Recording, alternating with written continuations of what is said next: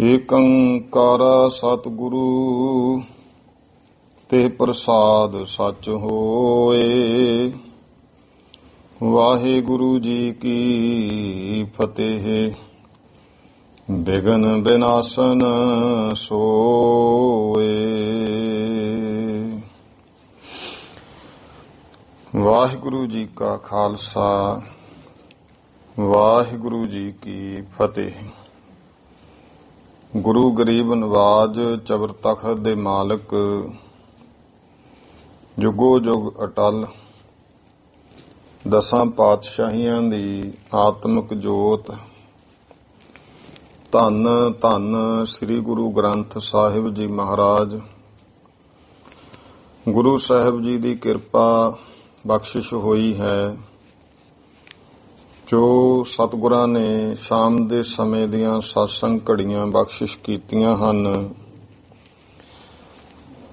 ਆਓ ਜੋ ਲੜੀਵਾਰ ਕਥਾ ਚੱਲ ਰਹੀ ਹੈ, ਬਹੁਤ ਹੀ ਸਤਿਕਾਰਯੋਗ ਸ੍ਰੀਮਾਨ ਕਵੀ ਸੰਤ ਰੇਣ ਪ੍ਰੇਮ ਸਿੰਘ ਜੀ ਤਰੇਹਣ ਬੰਸ, ਉਹਨਾਂ ਦੁਆਰਾ ਰਚਿਤ ਸ੍ਰੀ ਗੁਰਪੁਰ ਪ੍ਰਕਾਸ਼ ਗ੍ਰੰਥ ਲੜੀ ਤਹਿਤ ਤੀਜੇ ਪਾਤਸ਼ਾਹ ਧੰਨ ਧੰਨ ਸ੍ਰੀ ਗੁਰੂ ਅਮਰਦਾਸ ਜੀ ਮਹਾਰਾਜ, ਗੁਰੂ ਸਾਹਿਬ ਦਾ ਜੀਵਨ ਪ੍ਰਸੰਗ। ਕੱਲ ਆਪਾਂ 12ਵੇਂ ਘਰ ਤੱਕ ਜੋ ਪ੍ਰਸੰਗ ਹੈ ਉਹ ਸਰਵਣ ਕੀਤਾ ਹੈ ਕਿ ਕਿਵੇਂ ਬੌਲੀ ਦਾ ਜਿਹੜਾ ਕੜ ਟੁੱਟਿਆ, ਭਾਈ ਮਾਣਕ ਚੰਦ ਨੂੰ ਸਤਿਗੁਰਾਂ ਨੇ ਬਰ ਬਚਨ ਦਿੱਤੇ, ਮੰਜੀ ਥਾਪੀ। ਉਪਰੰਤ ਫਿਰ ਜਿਵੇਂ ਕਾਬਲ ਤੋਂ ਇੱਕ ਬੀਬੀ ਪਤੀ ਵਰਤਾ ਨਾਮ ਜਪਣ ਵਾਲੀ, ਉਹ ਆਤਮਿਕ ਤਾਕਤ ਦੁਆਰਾ ਹਰ ਰੋਜ਼ ਸ੍ਰੀ ਗੋਇੰਦਵਾਲ ਸਾਹਿਬ ਬੌਲੀ ਸਾਹਿਬ ਦੀ ਸੇਵਾ ਕਰਨ ਆਉਂਦੀ। ਤੇ ਗੁਰੂ ਸਾਹਿਬ ਨੇ ਦੱਸਿਆ, ਭਾਈ ਇਹ ਆਤਮ ਗਿਆਨ ਜਿਹੜਾ ਹੈ ਇਸ ਬੀਬੀ ਨੇ ਪਤੀ ਵਰਤਾ ਰੂਪ ਵਿੱਚ ਪ੍ਰਮਾਤਮਾ ਦਾ ਨਾਮ ਜਪ ਕੇ ਹਾਸਲ ਕੀਤਾ ਹੈ। ਗੁਰੂ ਸਾਹਿਬ ਨੇ ਫਿਰ ਦੋਨਾਂ ਦੰਪਤੀ ਤੇ ਹੀ ਕਿਰਪਾ ਕਰ ਦਿੱਤੀ, ਮਿਹਰਾਂ ਕੀਤੀਆਂ। ਸਤਿਗੁਰੂ ਪਾਤਸ਼ਾਹ ਨੇ ਉਧਾਰ ਕਰ ਦਿੱਤਾ। ਐਸੇ ਨਿਮਾਣਿਆਂ ਦੇ ਮਾਣ, ਨਿਤਾਣਿਆਂ ਦੇ ਤਾਣ ਸਤਿਗੁਰੂ ਜੀ। ਆਓ ਉਹਨਾਂ ਦੇ ਅੱਗੇ ਜੀਵਨ ਪ੍ਰਸੰਗ 13ਵੇਂ ਘਰ ਦਾ ਪ੍ਰਸੰਗ ਪ੍ਰੇਮ ਸਹਿਤ ਸਰਵਣ ਕਰੀਏ ਜੀ। ਸਤਨਾਮ ਸ੍ਰੀ ਵਾਹਿਗੁਰੂ ਸਾਹਿਬ ਜੀ ਦੋਹਰਾ। ਸ੍ਰੀ ਸਤਿਗੁਰ ਉਪਕਾਰ ਹਿਤ ਤੀਰਥ ਰਚਿਓ ਵਿਸਾਲ। ਸ੍ਰੀ ਗੁਰੂ ਅਮਰਦਾਸ ਜੀ ਮਹਾਰਾਜ ਨੇ ਪਰਉਪਕਾਰ ਦੇ ਵਾਸਤੇ ਇਹ ਬੌਲੀ ਸਾਹਿਬ ਮਹਾਨ ਤੀਰਥ ਰਚਿਆ।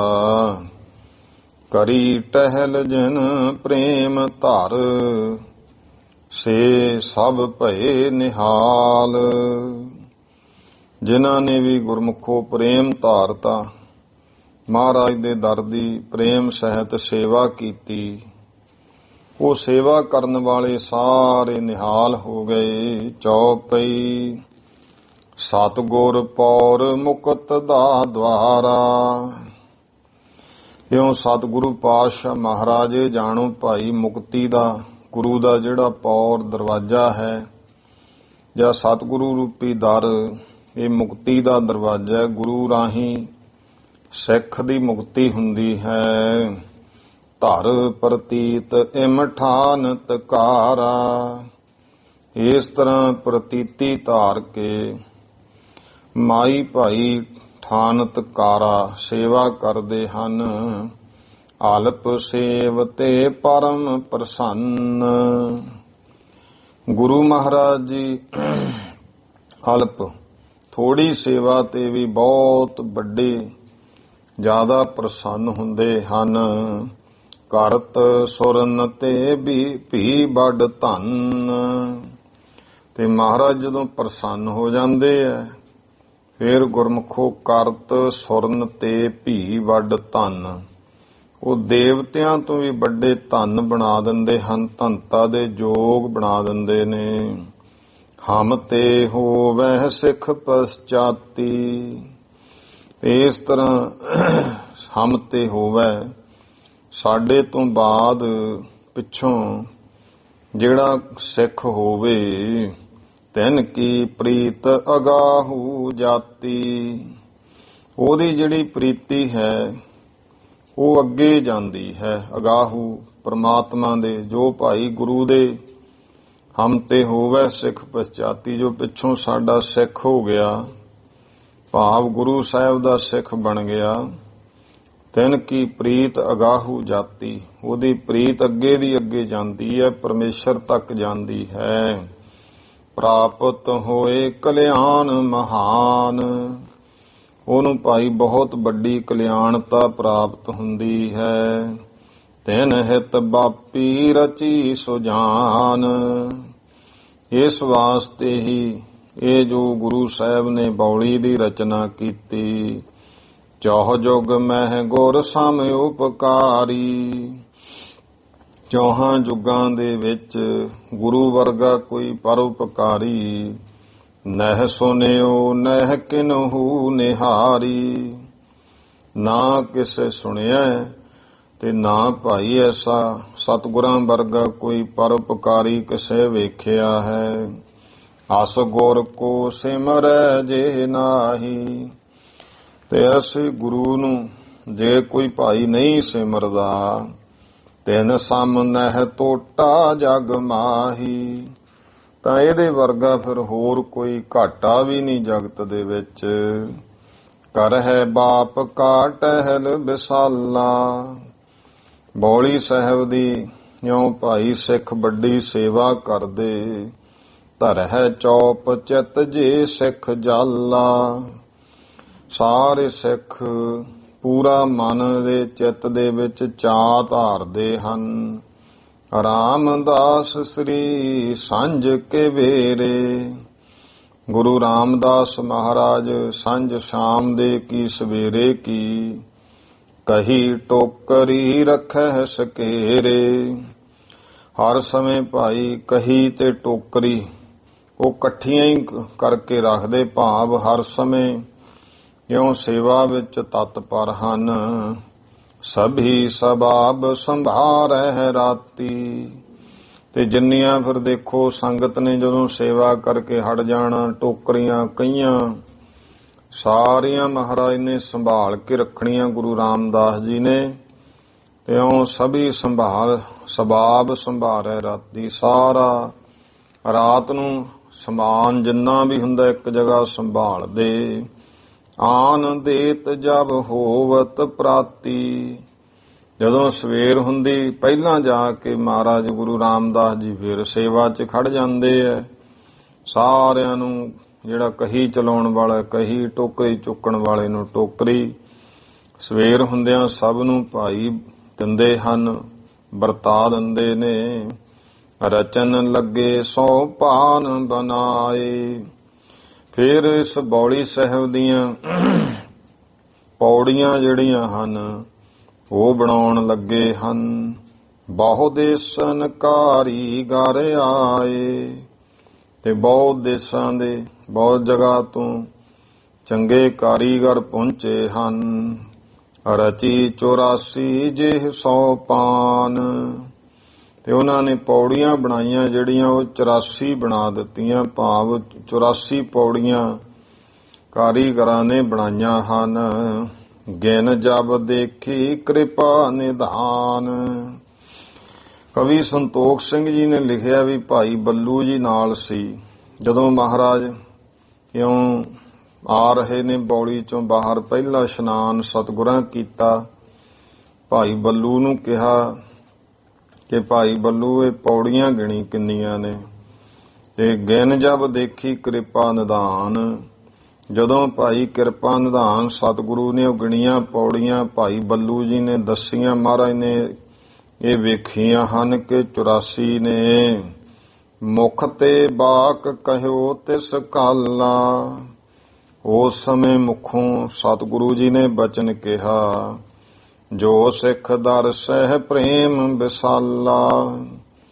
ਜਿਹੜਾ ਵੀ ਕੋਈ ਭਾਈ ਬਹੁਤ ਵੱਡੇ ਪ੍ਰੇਮ ਸਹਿਤ ਇਸ ਸਥਾਨ ਤੇ ਆ ਕੇ ਦਰਸ਼ਨ ਕਰੇਗਾ, ਬਾਰ 84 ਕਰੈ ਹੈ ਇਸ਼ਨਾਨ, ਤੇ 84 ਵਾਰੀ ਇੱਥੇ ਇਸ਼ਨਾਨ ਕਰੂਗਾ। ਇਤਨ ਕੁ ਜਪ ਜੀ ਪਾਠ ਬਖਾਨ, ਤੇ ਉਹਨੇ ਹੀ ਜਪ ਜੀ ਸਾਹਿਬ ਦੇ ਪਾਠ ਆ ਜਿਹੜੇ ਉਹ ਕਰੇਗਾ। ਇਹ ਮਹਾਰਾਜ ਨੇ ਵਰ ਬਚਨ ਦਿੱਤਾ। ਇਹ ਬਹੁਤ ਗੁਰਮੁਖ ਪਿਆਰੇ ਪਾਠ ਉੱਥੇ ਕਰਦੇ ਤੁਹਾਨੂੰ ਮਿਲ ਜਾਣਗੇ ਜਦੋਂ ਤੁਸੀਂ ਕਦੇ ਦਰਸ਼ਨ ਕਰਨ ਜਾਵੋ ਗੋਇੰਦਵਾਲ ਸਾਹਿਬ। ਇਹ ਜਿਹੜੇ ਪ੍ਰੇਮ ਵਾਲੇ ਗੁਰਸਿੱਖ ਹੈ, ਸ਼ਰਧਾ ਵਾਲੇ ਹੈ, ਇਹ ਗੱਲ ਕਈ ਵਾਰ ਸਾਂਝੀ ਕੀਤੀ ਹੈ। ਇਹ ਹੈਰਾਨੀ ਹੁੰਦੀ ਹੈ, ਚਲੋ ਕੋਈ ਹੋਰ ਮਤ ਦਾ ਬੰਦਾ ਤੇ ਕੋਈ ਸ਼ਰਧਕ ਨਾਸਤਕ ਜਿਹਦਾ ਸਿੱਖੀ ਧਰਮ ਨਾਲ ਕੋਈ ਲੈਣਾ ਦੇਣਾ ਨਹੀਂ, ਜਾਂ ਜਿਹਨੂੰ ਗਿਆਨ ਹੀ ਨਹੀਂ ਹੈ ਕਿ ਸਿੱਖ ਧਰਮ ਕੀ ਹੈ, ਗੁਰੂ ਸਾਹਿਬ ਕੌਣ ਸੀ, ਉਹ ਤੇ ਕੋਈ ਇਹੋ ਜਿਹੀ ਸ਼ੰਕਾ ਕਰੇ। ਪਰ ਇੱਥੇ ਤਾਂ ਉਹ ਸ਼ੰਕਾ ਕਰਦੇ ਆ ਜਿਹੜੇ ਕਹਿੰਦੇ ਨੇ ਕਿ ਸਿੱਖੀ ਦੇ ਅਸੀਂ ਬਹੁਤ ਵੱਡੇ ਪ੍ਰਚਾਰਕ ਹਾਂ। ਜਿੰਨੇ ਮਿਸ਼ਨਰੀ ਕਾਲਜਾਂ ਚੋਂ ਪੜ੍ਹੇ ਹੋਏ ਪ੍ਰਚਾਰਕ ਨੇ ਨਾ 2-2.5 ਸਾਲਾ ਕੋਰਸ ਵਾਲੇ, ਤੇ ਉਹ ਮੰਨਦੇ ਹੀ ਨਹੀਂ ਇਸ ਗੱਲ ਨੂੰ। ਹੈਰਾਨੀ ਦੀ ਗੱਲ ਹੈ ਵੀ ਇਹਨਾਂ ਨੂੰ ਕੋਰਸ ਆਹੀ ਚੀਜ਼ਾਂ ਦਾ ਕਰਾਇਆ ਜਾਂਦਾ ਹੈ ਕਿ ਤੁਸੀਂ ਗੁਰੂ ਮਹਾਰਾਜ ਦੀਆਂ ਸਥਾਪਿਤ ਜਿਹੜੇ ਸਥਾਨ ਹੈ, ਜੋ ਮਰਿਆਦਾ ਉਹਨਾਂ ਦੀ ਨਿੰਦਿਆ ਕਰਿਓ। ਇਹ ਕਾਲਜਾਂ ਵਿੱਚ ਇਹੀ ਕੁਝ ਸਿਖਾਇਆ ਜਾਂਦਾ, ਤਾਂ ਹੀ ਸਟੇਜਾਂ ਤੇ ਬੋਲਦੇ, ਕਿਉਂਕਿ ਜੋ ਸਿੱਖਿਆ ਉਹੀ ਬੋਲਣਾ ਪ੍ਰਚਾਰਕ ਨੇ। ਉਹ ਕਹਿੰਦੇ ਜੀ ਫਿਰ ਇਹੋ ਜਿਹਾ ਕਿੰਤੂ ਪਰੰਤੂ ਕਰਨ ਵਾਲੇ ਉਹ ਕੋਈ ਨਾ ਕੋਈ ਜੋ ਮੂੰਹ ਆਈ ਹੈ ਬੋਲੀ ਜਾਣਾ। ਕਹਿੰਦੇ ਜੀ ਇਉਂ ਮਹਾਰਾਜ ਨੇ ਕਿਹਾ ਸੀ ਵੀ ਤੁਸੀਂ ਕਹਿੰਦੇ ਬੌਲੀ ਸਾਹਿਬ ਇਸ਼ਨਾਨ ਕਰਨਾ, ਜਪਜੀ ਸਾਹਿਬ ਦਾ ਪਾਠ, ਤੇ ਜਪਜੀ ਸਾਹਿਬ ਤਾਂ ਜਿੱਥੇ ਮਰਜੀ ਪੜ੍ਹ ਲਓ, ਮੁਕਤ ਕਰਨੇ ਬਿਲਕੁਲ ਕਰਦਾ ਜੀ, ਪੜ੍ਹ ਲਓ। ਪਰ ਉਸ ਸਥਾਨ ਤੇ ਮਹਾਰਾਜ ਨੇ ਉਸ ਸਥਾਨ ਨੂੰ ਉਹ ਵਰ ਬਚਨ ਬਖਸ਼ਿਆ। ਪੌੜੀਆਂ ਬਹੁਤ ਜਗ੍ਹਾ ਹੋਣਗੀਆਂ, ਕੱਲ ਨੂੰ ਕੋਈ ਹੋਰ ਭਾਵੇਂ ਬੌਲੀ ਬਣਾ ਲੇ, ਪੌੜੀਆਂ ਬਣਾ ਲਵੇ, ਲੇਕਿਨ ਜਿੱਥੇ ਗੁਰੂ ਦਾ ਵਰ ਬਚਨ ਹੈ, ਉਹ ਬਚਨ ਨੇ ਤਾਰਨਾ, ਉੱਥੇ ਹੀ ਇਹ ਭਲਾ ਹੋਣਾ। ਤੇ ਫਿਰ ਉਹ ਆਨੇ ਬਹਾਨੇ ਇਹੋ ਜਿਹੀਆਂ ਗੱਲਾਂ ਕਰੀ ਜਾਂਦੇ ਆ। ਜਿਨ੍ਹਾਂ ਦੇ ਅੰਦਰ ਗੁਰਮੁਖੋ ਪ੍ਰੇਮ ਹੈ, ਉਹ ਪਾਠ ਜਿਹੜਾ ਹੈ ਬੁਰਾ ਇਹੋ ਜਿਹੀ ਗੱਲ ਵੀ ਲੈ ਫਿਰ ਤਾਂ ਜੀ ਇੱਕ ਵਾਰੀ 84 ਪਾਠ ਕਰਿਆ, ਉਹ ਮੁੜ ਕੇ ਕੁਝ ਕਰਨ ਦੀ ਲੋੜ ਨਹੀਂ, ਮੁਕਤ ਹੋ ਜੂ। ਇਹੋ ਜਿਹੀਆਂ ਜਦੋਂ ਗੱਲਾਂ, ਇੱਕ ਨੂੰ ਮੈਂ ਕਿਹਾ, ਮੈਂ ਕਿਹਾ ਭਾਈ ਵੀ ਇਹ ਗੱਲ ਮਹਾਰਾਜ ਨੇ ਕਹੀ ਹੈ ਕਿਤੇ ਵੀ ਇੱਕ ਵਾਰੀ ਜਪਜੀ ਸਾਹਿਬ ਇੱਥੇ 84 ਵਾਰੀ ਕਰ ਜੋ, ਮੁੜ ਕੇ ਲੋੜ ਨਹੀਂ ਹੈ ਕਰਨ ਦੀ, ਮੁਕਤ ਹੋ ਜਾਓਗੇ। ਹਾਂ, ਮੁੜ ਕੇ ਲੋੜ ਨਹੀਂ ਹੈ ਸ਼ਬਦ ਤਾਂ ਤੁਸੀਂ ਆਪਦੀ ਮਰਜ਼ੀ ਨਾਲ ਜੋੜ ਲਿਆ, ਤੁਹਾਡੇ ਦਿਮਾਗ ਦੀ ਕਾਢ ਹੈ ਨਾ। ਕਿਉਂਕਿ 84 ਪਾਠ ਵੀ ਉੱਥੇ ਉਹੀ ਕਰੂ ਜਿਹਦੇ ਅੰਦਰ ਗੁਰੂ ਪ੍ਰਤੀ ਬਹੁਤ ਵੱਡੀ ਲਗਨ ਹੈ। ਆਪਾਂ ਤੋਂ ਤਾਂ 2-4 ਨਹੀਂ ਹੋਣੇ, 84 ਵਾਰੀ ਇਸ਼ਨਾਨ ਵੀ ਨਾਲ ਨਾਲ ਕਰਨਾ ਹੈ। ਤੇ ਜਿਹੜੇ ਗੁਰਮੁਖਾਂ ਨੇ ਕੀਤੇ ਆ ਉਹਨਾਂ ਨਾਲ ਵਿਚਾਰ ਹੋਈ, ਇਹਦਾ ਅਨੁਭਵ ਦੱਸੋ ਤੁਸੀਂ। ਉਹ ਕਹਿੰਦੇ ਜੀ ਪਹਿਲੀ ਗੱਲ ਤਾਂ ਉਸ ਢੰਗ ਨਾਲ ਹੈ ਕਿ ਇਸ਼ਨਾਨ, ਪਹਿਲਾ ਪਾਠ ਜਦੋਂ ਇਸ਼ਨਾਨ ਕਰਕੇ ਆਉਣਾ, ਸਭ ਤੋਂ ਉੱਪਰਲੀ ਪੌੜੀ ਤੇ ਆ ਜਾਣਾ, ਕਿਉਂਕਿ ਪਹਿਲਾਂ ਸਰੀਰ ਨੂੰ ਥਕਾਵਟ ਨਹੀਂ ਹੋਈ ਹੁੰਦੀ। ਉੱਪਰਲੀ ਪੌੜੀ ਤੇ ਬੈਠ ਕੇ ਜਿਹੜੀ ਸਭ ਤੋਂ ਪਹਿਲਾਂ ਹੀ ਬੌਲੀ ਸਾਹਿਬ ਦੇ ਅੰਦਰ ਪੜਦੇ ਆ, ਪਹਿਲੀ ਪੌੜੀ, ਉਹ ਅਸੀਂ ਥੱਲਿਓਂ ਕਹਿੰਦੇ ਗਿਣਦੇ ਆ, ਕਿਉਂਕਿ ਮਹਾਰਾਜ ਇਸ਼ਨਾਨ ਕਰਕੇ ਜਦੋਂ ਬਾਹਰ ਨੂੰ ਆਏ ਉਹਨਾਂ ਨੇ ਥੱਲਿਓਂ ਗਿਣਨੀ ਸ਼ੁਰੂ ਕੀਤੀ ਸੀ, 1 2 3 ਇਸ ਤਰ੍ਹਾਂ। ਹੁਣ ਉਹ ਪਹਿਲਾਂ ਉੱਪਰ ਵਾਲੀ ਪੌੜੀ ਤੇ ਇਸ਼ਨਾਨ ਕਰ ਲਿਆ, ਫੇਰ ਚਲੇ ਗਏ ਜਪਜੀ ਸਾਹਿਬ ਦਾ ਪਾਠ ਕਰਕੇ, ਇਸ਼ਨਾਨ ਕਰਕੇ ਫੇਰ ਇਸ਼ਨਾਨ ਕੀਤਾ, ਫੇਰ ਉਦੋਂ ਇੱਕ ਹੋਰ ਹੇਠਾਂ ਹੋ ਜਾਣਾ, ਉਸ ਪੌੜੀ ਤੇ ਬੈਠ ਕੇ ਜਪਜੀ ਸਾਹਿਬ ਪਾਠ ਕਰਕੇ ਫੇਰ ਇਸ਼ਨਾਨ। ਜਿਉਂ-ਜਿਉਂ ਉਹ ਕਹਿੰਦੇ ਭਾਈ ਪਾਠ ਕਰੀ ਜਾਂਦੇ, ਇਸ਼ਨਾਨ ਕਰਕੇ ਉੱਪਰ ਆ ਜਾਂਦੇ ਆ, ਤਿਉਂ-ਤਿਉਂ ਹੁਣ ਸਰੀਰ ਥੱਕਦਾ ਵੀ ਹੈ, ਪਰ ਨਾਲ ਦੀ ਨਾਲ ਪੌੜੀਆਂ ਵੀ ਥੱਲੇ ਨੂੰ ਹੋਈ ਜਾਂਦੇ ਆਪਾਂ। ਅੱਗੇ ਦੀ ਅੱਗੇ ਫਿਰ ਉਨੀਆਂ ਘੱਟ ਚੜ੍ਹਨੀਆਂ ਪੈਂਦੀਆਂ ਜਿੰਨੇ ਪਾਠ ਹੋਈ ਜਾਂਦੇ ਆ। ਉਹ ਕਹਿੰਦੇ ਵੀ ਜਿਹੜੇ 25 ਪਾਠ ਹੈ, 25 ਵਾਰੀ ਇਸ਼ਨਾਨ ਕਰਕੇ 25 ਪਾਠ ਪੌੜੀਆਂ ਤੇ ਉਹ ਬਹੁਤ ਹੱਠ ਨਾਲ ਕਰਨੇ ਪੈਂਦੇ ਆ। 25 ਪਾਠ ਤੋਂ ਬਾਅਦ ਸਰੀਰ ਥੱਕ ਜਾਂਦਾ ਹੈ। ਕਈ ਵਾਰ ਮਨ ਕਹਿੰਦਾ ਵੀ ਹੁਣ ਰਹਿਣ ਦੇ, ਫੇਰ ਕਹਿੰਦੇ ਫੇਰ ਮਨ ਨੂੰ ਕਹੀਦਾ ਨਹੀਂ, ਅਰਦਾਸ ਬੇਨਤੀ ਕਰਕੇ ਮਹਾਰਾਜ ਕਰਾਓ। ਫੇਰ ਇਸ ਤਰ੍ਹਾਂ ਹੌਲੀ ਹੌਲੀ ਕਰਦੇ ਪਾਠ, ਕੋਈ ਨਹੀਂ ਹੋਰ ਕਰ ਲੈ ਹੋਰ ਕਰ ਲੈ। ਕਹਿੰਦੇ ਜਦੋਂ 40 ਹੋ ਜਾਂਦੇ ਹਨ, ਇਸ ਤਰ੍ਹਾਂ ਦਾ ਅਨੁਭਵ ਪਾਠ ਕਰਨ ਵਾਲਿਆਂ ਨੇ ਦੱਸਿਆ। ਜਦੋਂ 40 ਪਾਠ ਹੋ ਗਏ ਫੇਰ ਨਹੀਂ ਕਹਿੰਦੇ ਪਤਾ ਲੱਗਦਾ, ਫਿਰ ਐਡੀ ਕਿਰਪਾ ਹੋ ਜਾਂਦੀ ਹੈ, ਫਿਰ ਕੋਈ ਥਕੇਵਾਂ ਨਹੀਂ ਹੁੰਦਾ, ਕੁਝ ਨਹੀਂ ਹੁੰਦਾ, ਤੇ 84 ਮਾਲਕ ਦੀ ਕਿਰਪਾ ਨਾਲ ਪਾਠ ਹੋ ਜਾਂਦੇ ਨੇ। ਹੁਣ ਉਹ ਪਾਠ ਕਰੂਗਾ ਉਹੀ ਜਿਹਦਾ ਅਭਿਆਸ ਹੈ, ਜਿਹੜਾ ਪਰਿਵਾਰਕ ਤੌਰ ਤੇ ਵੀ ਗੁਰਮਤਿ ਨਾਲ ਜੁੜਿਆ ਹੋਇਆ, ਆਪਣੇ ਨਿੱਜੀ ਜੀਵਨ ਵਿੱਚ ਵੀ। ਉੱਥੇ 84 ਪਾਠ ਉਹ ਤਾਂ ਕਰਨ ਜਾਂਦਾ ਹੀ ਨਹੀਂ ਜਿਹੜਾ ਕਦੇ ਹੁਣ ਗੁਰਦੁਆਰਾ ਸਾਹਿਬ ਨਾ ਆਇਆ ਹੋਵੇ, ਜਿਹਨੇ ਕਦੇ ਨਿਤਨੇਮ ਨਾ ਕੀਤਾ, ਉਹ ਕਿੱਥੋਂ ਕਰ ਲਊਗਾ। ਕਰਦੇ ਹੀ ਉਹ ਨੇ ਪਾਠ ਜਿਨ੍ਹਾਂ ਤੇ ਵਾਹਿਗੁਰੂ ਪਰਮੇਸ਼ਰ ਦੀ ਕਿਰਪਾ ਹੈ, ਜਿਹੜੇ ਨਿਤਨੇਮੀ ਗੁਰਬਾਣੀ ਨਾਲ, ਗੁਰੂ ਦੇ ਬਾਣੀ ਬਾਣੇ ਨਾਲ ਜੁੜੇ ਹੋਏ, ਮਹਾਰਾਜ ਦੀ ਜਿਨ੍ਹਾਂ ਤੇ ਦਇਆ। ਇਸ ਕਰਕੇ ਉਹ 84 ਪਾਠ ਕਰਨ ਤੋਂ ਬਾਅਦ ਵੀ ਗੁਰੂ ਤੋਂ ਟੁੱਟਦੇ ਨਹੀਂ, ਸਤਿਗੁਰੂ ਪਾਤਸ਼ਾਹ ਦੀ ਬਾਣੀ ਨਾਲ ਜੁੜੇ ਰਹਿੰਦੇ। ਗੁਰੂ ਸਾਹਿਬ ਨੇ ਕਿਹਾ ਉਸ ਸਮੇਂ ਕਿ ਬਾਹਰ 84 ਕਰਹਿ ਇਸ਼ਨਾਨ, 84 ਵਾਰੀ ਭਾਈ ਇੱਥੇ ਇਸ਼ਨਾਨ ਕਰੇ। ਇਤਨੇ ਜਪ ਜੀ ਪਾਠ ਬਖਾਨ, ਤੇ ਇੰਨੇ ਹੀ ਜਪਜੀ ਸਾਹਿਬ ਦੇ ਪਾਠ ਪੜ੍ਹੇ। ਸਤਿਗੁਰ ਮੂਰਤ ਕਰਹਿ ਧਿਆਨ, ਸਤਿਗੁਰੂ ਦੀ ਮੂਰਤੀ ਸਰੂਪ ਦਾ ਧਿਆਨ ਧਰੇ। ਮਿਟਹਿ 84 ਆਵਨ ਜਾਨ, ਤੇ 84 ਜਿਹੜੇ ਚੱਕਰ ਹੈ 84 ਦਾ, ਆਵਾਗਮਨ ਆਉਣਾ ਜਾਣਾ, ਇਹ ਭਾਈ ਜੰਮਣਾ ਮਰਨਾ 84 ਦਾ ਗੇੜਾ ਮੁੱਕ ਜਾਂਦਾ ਹੈ। ਕਰਹਿ ਇਸ਼ਨਾਨ ਦਾਨ ਜੋ ਦੇਵੈ, ਜਿਹੜਾ ਭਾਈ ਇਸ਼ਨਾਨ ਕਰਦਾ ਤੇ ਸੇਵਾ ਵਿੱਚ ਦਸਵੰਧ ਆਪਣਾ ਗੁਰੂ ਮਹਾਰਾਜ ਦੇ ਦਰ ਤੇ ਦਿੰਦਾ ਹੈ। ਗੁਰਬਾਣੀ ਪੜ੍ਹ ਕਰ ਸੁਖ ਲੇਵੈ, ਤੇ ਉਹ ਗੁਰਬਾਣੀ ਪੜ੍ਹ ਕੇ ਇਸ ਤਰ੍ਹਾਂ ਸੁੱਖ ਦੀ ਪ੍ਰਾਪਤੀ ਕਰ ਲੈਂਦਾ ਹੈ। ਤਿਨ ਕੋ ਫਲ ਹੋਵੈ ਅਬਨਾਸੀ, ਉਸ ਨੂੰ ਫਿਰ ਅਬਨਾਸੀ ਫਲ ਦੀ, ਉਹ ਫਲ ਜਿਹਦਾ ਨਾਸ਼ ਨਹੀਂ ਹੁੰਦਾ, ਭਾਵ ਪਰਮੇਸ਼ਰ ਦੀ ਪ੍ਰਾਪਤੀ, ਉਹਨੂੰ ਅਬਨਾਸੀ ਫਲ ਦੀ ਪ੍ਰਾਪਤੀ ਹੋ ਜਾਂਦੀ ਹੈ। ਕਰਹਿ ਬਿਨਾਸ਼ ਨ ਜਮ ਕੀ ਫਾਸੀ, ਕਰਹਿ ਬਿਨਾਸ਼ ਨ ਜਮ ਕੀ ਫਾਸੀ, ਜਮਾਂ ਦੀ ਫਾਹੀ ਨੂੰ ਬਿਨਾਸ਼ ਕਰ ਲੈਂਦਾ ਹੈ, ਭਾਵ ਜਮਾਂ ਦੀ ਫਾਹੀ ਕੱਟੀ ਜਾਂਦੀ ਹੈ। ਇਹ ਵਿਧਿ ਅਦਕ ਮਹਾਤਮ ਤਾਹੇ, ਇਸ ਤਰ੍ਹਾਂ ਭਾਈ ਜੋ ਬਹੁਤ ਵੱਡਾ ਮਹੱਤਵ ਬੌਲੀ ਸਾਹਿਬ ਦਾ, ਸ੍ਰੀ ਗੁਰ ਅਮਰਦਾਸ ਮੁਖ ਪ੍ਰਾਹੇ, ਸ੍ਰੀ ਗੁਰੂ ਅਮਰਦਾਸ ਮਹਾਰਾਜ ਨੇ ਮੁਖੋਂ ਕਿਹਾ। ਪੁਨਹ ਚੱਠ ਗੁਰ ਕਰੀ ਤਿਆਰੀ, ਫਿਰ ਭਾਈ ਚੱਠ ਕਰਨੀ, ਸਮਾਗਮ, ਖੁਸ਼ੀ, ਕੋਈ ਕਾਰਜ ਆਪਾਂ ਕਰਦੇ ਹਾਂ ਉਹਦੀ ਖੁਸ਼ੀ ਵਿੱਚ ਸਮਾਗਮ ਕਰਨਾ, ਉਹ ਤਿਆਰੀ ਕੀਤੀ ਹੈ। ਦੀਨ ਨਿਮੰਤ ਸੰਤ ਬਿਪਸਾਰੀ, ਤੇ ਫਿਰ ਨਿਮੰਤਰਣ ਦਿੱਤਾ ਸੰਤ ਪੁਰਸ਼ਾਂ, ਪਵਿੱਤਰ ਰੂਹਾਂ ਸਾਰਿਆਂ ਨੂੰ ਹੀ। ਏਕ ਤਪਾ ਰਹਿ ਗੋਇੰਦਵਾਲ, ਤੇ ਹੁਣ ਮਹਾਰਾਜ ਨੇ ਕੋਈ ਸੰਤ ਮਹੰਤ, ਕੋਈ ਵੀ ਬ੍ਰਾਹਮਣ, ਜਿੰਨੇ ਵੀ ਕੋਈ ਹੋਰ ਸਾਰੇ ਚਾਰੇ ਵਰਨਾਂ ਦੇ ਲੋਕ, ਧਾਰਮਿਕ ਸੇਵਾ ਨਿਭਾਉਣ ਵਾਲੇ ਸਾਰੇ, ਸਭ ਨੂੰ ਮਹਾਰਾਜ ਨੇ ਸੱਦੇ ਭੇਜੇ। ਤੇ ਇੱਕ ਤਪਾ ਰਹਿ ਗੋਇੰਦਵਾਲ, ਗੋਇੰਦਵਾਲ ਦੇ ਵਿੱਚ ਇੱਕ ਤਪਾ ਰਹਿੰਦਾ ਸੀ।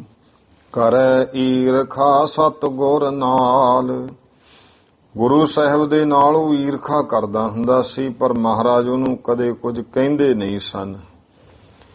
ਗੁਰੂ ਸਾਹਿਬ ਦੀ ਆਪਣੀ ਮੌਜ ਹੈ। ਜੋ ਭਾਈ ਗੁਰੂ ਨਾਲ ਈਰਖਾ ਕਰਦਾ ਉਹ ਆਪਣਾ ਫਲ ਆਪ ਭੁਗਤੂ। ਸਤਿਗੁਰੂ ਸੱਚੇ ਪਾਤਸ਼ਾਹ ਮਹਾਰਾਜ ਨੇ ਉਹਨੂੰ ਕਦੇ ਕੁਝ ਕਿਹਾ ਨਹੀਂ ਸੀ। ਉਹ ਈਰਖਾ ਕਰਦਾ ਸੀ ਮਹਾਰਾਜ ਨਾਲ। ਉਸ ਤਪੇ ਕੋ ਮਿੱਤਰ ਪਛਾਨਿਓ। ਇਹ ਜਿਹੜਾ ਤਪਾ ਸੀ ਇਹਨੂੰ ਉਹਦਾ ਮਿੱਤਰ ਜਾਣ ਲੋ। ਜਿਸ ਕੋ ਗੁਰ ਖਡੂਰ ਮਹਿ ਹਾਨਿਓ। ਜਿਹਨੂੰ ਕਦੇ ਸੇਵਕ ਰੂਪ ਵਿੱਚ ਮਹਾਰਾਜ ਨੇ ਖਡੂਰ ਸਾਹਿਬ ਉਹ ਜੋਗੀ ਤਪੇ ਨੂੰ ਕਹਿਤਾ ਸੀ, ਜਿੱਥੇ ਜਿੱਥੇ ਨੂੰ ਲੈ ਜਾਓਗੇ ਮੀਂਹ ਪੈ ਜੂ। ਉਹਦਾ ਇਹ ਮਿੱਤਰ ਸੀ ਜਿਹਨੂੰ ਖਡੂਰ ਸਾਹਿਬ ਕਦੇ ਗੁਰੂ ਬਚਨਾਂ ਨਾਲ ਉਹਦਾ ਜਿਹੜਾ ਨਾਸ਼ ਹੋਇਆ ਸੀ, ਉਹਦਾ ਇਹ ਗੋਇੰਦਵਾਲ ਵਾਲਾ ਤਪਾ ਮਿੱਤਰ ਸੀ। ਵਿਪਰ ਆਦ ਜੋ ਥੇ ਅਧਿਕਾਰੀ। ਜਿੰਨੇ ਵੀ ਭਾਈ ਬ੍ਰਾਹਮਣ ਇਤਿਆਦਿਕ ਜੋ ਅਧਿਕਾਰੀ ਪੁਰਸ਼ ਸੰਤ ਮਹੰਤ ਗਿਰਦਵਾ ਸਾਰੀ। ਜਿੰਨੇ ਸੰਤ ਮਹੰਤ ਗਿਰਦਵਾਲੇ ਦੁਆਲੇ ਦੇ ਸਭ ਹਨ ਗੁਰ ਨਿਮੰਤ ਭਲ ਮਨਾ। ਸਭ ਹਨ ਗੁਰ ਨਿਮੰਤ ਭਲ ਮਾਨਿਓ। ਸਾਰਾ ਜਿੰਨੇ ਵੀ ਆ ਸਭ ਨੇ ਗੁਰੂ ਦਾ ਨਿਮੰਤਰਣ ਸੱਦਾ ਜਿਹੜਾ ਹੈ ਉਹ ਭਲਾ ਕਰਕੇ ਮੰਨਿਆ ਹੈ। ਤਪਾ ਨ ਮੰਨੈ ਨਿੰਦਾ ਠਾਨਿਓ। ਪਰ ਇਹ ਜਿਹੜਾ ਤਪਾ ਹੈ ਇਹ ਨਹੀਂ ਮੰਨਦਾ, ਇਹ ਨਿੰਦਾ ਕਰਦਾ ਸਗੋਂ ਗੁਰੂ ਸਾਹਿਬ ਜੀ ਦੀ। ਇਹ ਐਂ ਕਰਦੇ ਆ, ਆਹ ਕੀਤਾ ਹੈ, ਉਹ ਉਲਟਾ ਨਿੰਦਾ ਕਰਦਾ ਹੈ। ਸ੍ਰੀ ਸਤਿਗੁਰੂ ਧਰਮ ਕੇ ਪਾਲਕ। ਸ੍ਰੀ ਗੁਰੂ ਅਮਰਦਾਸ ਮਹਾਰਾਜ ਜਿਹੜੇ ਭਾਈ ਧਰਮ ਦੇ ਪਾਲਕ ਹਨ। ਦੰਭ ਮੋਹ ਮਦ ਮਤ ਸਰ ਘਾਲਕ। ਜਿਹੜੇ ਗੁਰਮੁਖੋ ਪਖੰਡਾਂ ਨੂੰ, ਮੋਹ ਨੂੰ ਤੇ ਮਦ ਕਹੀਏ ਹੰਕਾਰ, ਮਤਸਰ ਨਾਮ ਹੈ ਈਰਖਾ, ਸਭ ਨੂੰ ਦੂਰ ਕਰਨ ਵਾਲੇ ਹਨ। ਤਾਂ ਤੇ ਦੰਭ ਖੰਡ ਬੇਕਾਰਨ। ਗੁਰੂ ਸਾਹਿਬ ਜਾਣਦੇ ਸੀ ਉਸ ਤਪੇ ਬਾਰੇ ਕਿ ਪਖੰਡੀ ਹੈ। ਐਵੇਂ ਦੁਨੀਆ ਨੂੰ ਤੋਤੋਂ ਦਿਖਾਉਂਦਾ ਹੈ, ਮੈਂ ਤਾਂ ਨਹੀਂ ਜਾਣਦਾ, ਮੈਂ ਤਾਂ ਇਹਨਾਂ ਦੇ ਕਦੇ ਗਿਆ ਨਹੀਂ, ਇਹੋ ਜਿਹੀਆਂ ਗੱਲਾਂ ਕਰਦਾ ਹੈ, ਤੁਸੀਂ ਚਲੇ ਜਾਓ ਉੱਥੇ ਤਾਂ ਕੋਈ ਪਵਿੱਤਰਤਾ ਨਹੀਂ ਹੈ। ਇਹੋ ਜਿਹਾ ਜਦੋਂ ਕੋਈ ਨਾ ਕੋਈ ਕਹਿਣਾ ਤਾਂ ਮਹਾਰਾਜ ਜਾਣਦੇ ਜਾਂ ਆਪਣੇ ਆਪ ਨੂੰ ਤਿਆਗੀ ਬਣਾ ਪੇਸ਼ ਕਰਦਾ ਸੀ। ਤਾਂ ਤੇ ਦੰਭ ਖੰਡਵੇ ਕਾਰਨ। ਉਹਦੇ ਪਖੰਡ ਨੂੰ ਫਿਰ ਦੂਰ ਕਰਨ ਦੇ ਵਾਸਤੇ ਸ੍ਰੀ ਗੁਰ ਸ੍ਰੀ ਮੁਖ ਤੇ ਇਮ ਕੀਨ ਉਚਾਰਨ। ਆਪਣੇ ਸੁਭਾਏਮਾਨ ਮੁਖ ਤੋਂ ਗੁਰੂ ਸਾਹਿਬ ਨੇ ਬਚਨ ਕਹੇ, ਜੇ ਕੋ ਗੁਰ ਘਰ ਭੋਜਨ ਖੈ ਹੈ।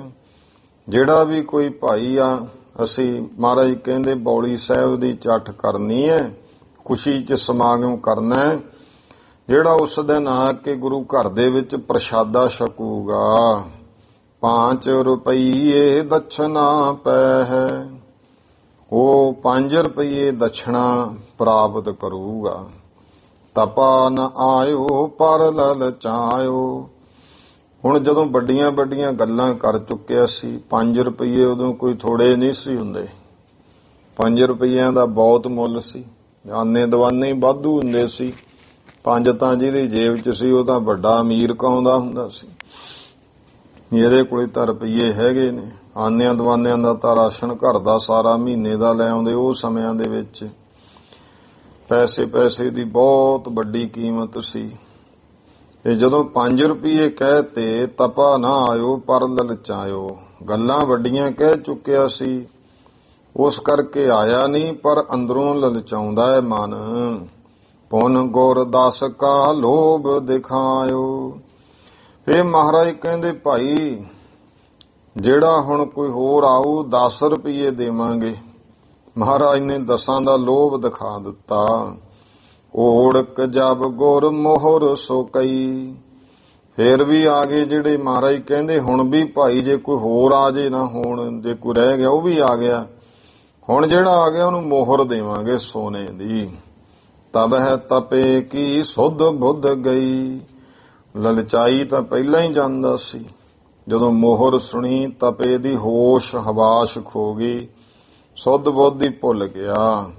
ਆ ਨਾ ਸਕੈ ਮਨ ਬਹੁ ਲਲਚਾਇਓ, ਆ ਨਹੀਂ ਸਕਿਆ ਪਰ ਮਨ ਬਹੁਤ ਲਲਚਾਉਂਦਾ ਹੈ। ਸੁੱਤ ਭੇਜਨ ਕੋ ਬਿਉਂਤ ਬਨਾਇਓ, ਉਹਨੇ ਬਿਉਂਤ ਬਣਾਈ, ਚਲੋ ਮੈਂ ਨਹੀਂ ਜਾਂਦਾ, ਪੁੱਤਰ ਨੂੰ ਭੇਜ ਦਿੰਨੇ ਆ, ਇਹਨੂੰ ਕਿਹੜਾ ਕੋਈ ਇੰਨੇ ਜਾਣਦੇ ਨੇ, ਮੋਹਰ ਤਾਂ ਲਿਆਊਗਾ ਹੀ ਰੋਟੀ ਖਾ ਕੇ। ਇਉਂ ਪੁੱਤਰ ਨੂੰ ਭੇਜਣ ਦੀ ਬਿਉਂਤ ਬਣਾ ਲਈ। ਦੁਆਰੇ ਦੁਆਰ ਪ੍ਰਵੇਸ਼ ਨਾ ਪਾਇਓ, ਪਰ ਨਾਲ ਇਹ ਵੀ ਕਹਿਤਾ ਇਹ ਹੌਲੀ ਇੱਕ ਦਿਨੇ ਕੰਧ ਟੱਪ ਜੀ, ਦਰਵਾਜ਼ੇ ਰਾਹੀਂ ਨਾ ਜਾਈ, ਹੋ ਸਕਦਾ ਪਤਾ ਨਹੀਂ ਕੋਈ ਸੇਵਾਦਾਰ ਤੈਨੂੰ ਪਛਾਣ ਹੀ ਨਾ ਲਵੇ, ਮੇਰੀ ਹੱਦ ਖੋਊ, ਕਹਿਣਗੇ ਲੈ ਹੁਣ ਵੀ ਤਾਂ ਭੇਜ ਹੀ ਦਿੱਤਾ ਪੁੱਤ। ਦੁਆਰੇ ਦੁਆਰ ਪੇ ਪ੍ਰਵੇਸ਼ ਨਾ, ਦਰਵਾਜ਼ੇ ਦੇ ਰਾਹੀਂ ਉਹ ਪ੍ਰਵੇਸ਼ ਨਹੀਂ ਪਾਇਆ। ਪਕਰ ਭੀਤ ਪਰ ਪੂਤ ਚੜਾਇਓ, ਪੁੱਤਰ ਨੂੰ ਲਿਆ ਕੇ ਫੜ ਕੇ ਕੰਧ ਚੜਾ ਦਿੱਤਾ, ਲੰਗਰ ਦੀ ਕੱਚੀ ਕੰਧ, ਉਹ ਕੰਧ ਤੋਂ ਦੀ ਅੰਦਰ ਤੈਨੂੰ ਟਪਾ ਦਿੰਨਾ, ਹੌਲੀ ਇੱਕ ਦਿਨੇ ਪਾਸੇ ਜੇ ਬਹਿ ਜੀ। ਇਉਂ ਫੜ ਕੇ ਕੰਧ ਪੁੱਤ ਨੂੰ ਚੜਾਇਆ ਹੈ। ਸੋ ਗਿਰ ਪਰਿਓ ਭੀਤ ਤੇ ਤਰੇ, ਉਹ ਜਦੋਂ ਕੰਧ ਤੋਂ ਦੂਏ ਪਾਸੇ ਉਤਰਨ ਲੱਗਿਆ ਤਾਂ ਕੰਧ ਤੋਂ ਹੇਠਾਂ ਡਿੱਗ ਪਿਆ। ਟੂਟੀ ਟਾਂਗ ਰੁਦਨ ਬਹੁ ਕਰੇ, ਉਹ ਜਵਾਕ ਦੀ ਬੱਚੇ ਦੀ ਲੱਤ ਟੁੱਟ ਗਈ, ਬਹੁਤ ਉੱਚੀ ਉੱਚੀ ਰੋਂਦਾ ਹੈ।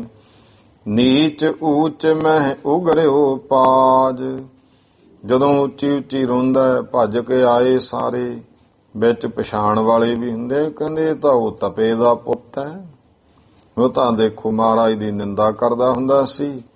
ਆਹ ਲਾਲਚੀ ਮਾਇਆ ਦਾ ਕਿ ਹੁਣ ਪੁੱਤ ਨੂੰ ਵੀ ਦਰਵਾਜ਼ੇ ਰਾਹੀਂ ਨਹੀਂ ਭੇਜਿਆ, ਕੰਧ ਟਪਾਇਆ ਉਹਨੇ। ਜਿੰਨੇ ਵੀ ਕੋਈ ਜਿਨ੍ਹਾਂ ਨੂੰ ਕਿਸੇ ਨੂੰ ਕਹਿੰਦਾ ਨੀਚ ਹੈ ਊਚ ਹੈ, ਭਾਵ ਸਾਰੇ ਹੀ ਸੀ ਉੱਥੇ, ਤਾਂ ਸਾਰਿਆਂ ਦੇ ਵਿੱਚ ਤਪੇ ਦਾ ਪਾਜ ਉਗੜ ਗਿਆ। ਲੋਭ ਤਪੇ ਕੋ ਦੀਨ ਸਲਾਜ, ਤੇ ਇਹ ਭਾਈ ਲੋਭੀ ਤਪੇ ਨੂੰ ਸਾਰਿਆਂ ਨੇ ਲਾਜ ਦਿੱਤੀ, ਲਾਹਣਤਾਂ ਪਾਈਆਂ, ਦੇਖੋ ਕਿੱਡਾ ਨੁਕਸਾਨ ਕਰਾਇਆ। ਤੂੰ ਸਿੱਧਾ ਆ ਮਹਾਰਾਜ ਦੇ ਦਰ ਤੇ, ਤੈਨੂੰ ਸੱਦਾ ਭੇਜਿਆ, ਜਿਤ ਨਾਲ ਆ ਕੇ ਸ਼ੱਕ, ਤੈਨੂੰ ਮਾਇਆ ਮਿਲੂ। ਆ ਕੀ ਕੀਤਾ, ਉਹ ਲੋਭੀ ਆ, ਇੱਕ ਪਾਸੇ ਨਿੰਦਾ ਕਰਦਾ, ਇੱਕ ਪਾਸੇ ਮਾਇਆ ਦਾ ਲੋਭ ਹੈ। ਇਸ ਤਰ੍ਹਾਂ ਲੋਕੀ ਕਹਿੰਦੇ ਹਨ। ਸਤਿਗੁਰ ਸੁਨ ਮੁਸਕਾਵਤ ਭਏ, ਸਤਿਗੁਰੂ ਜੀ ਸੁਣ ਕੇ ਮੁਸਕਰਾਏ ਹਨ।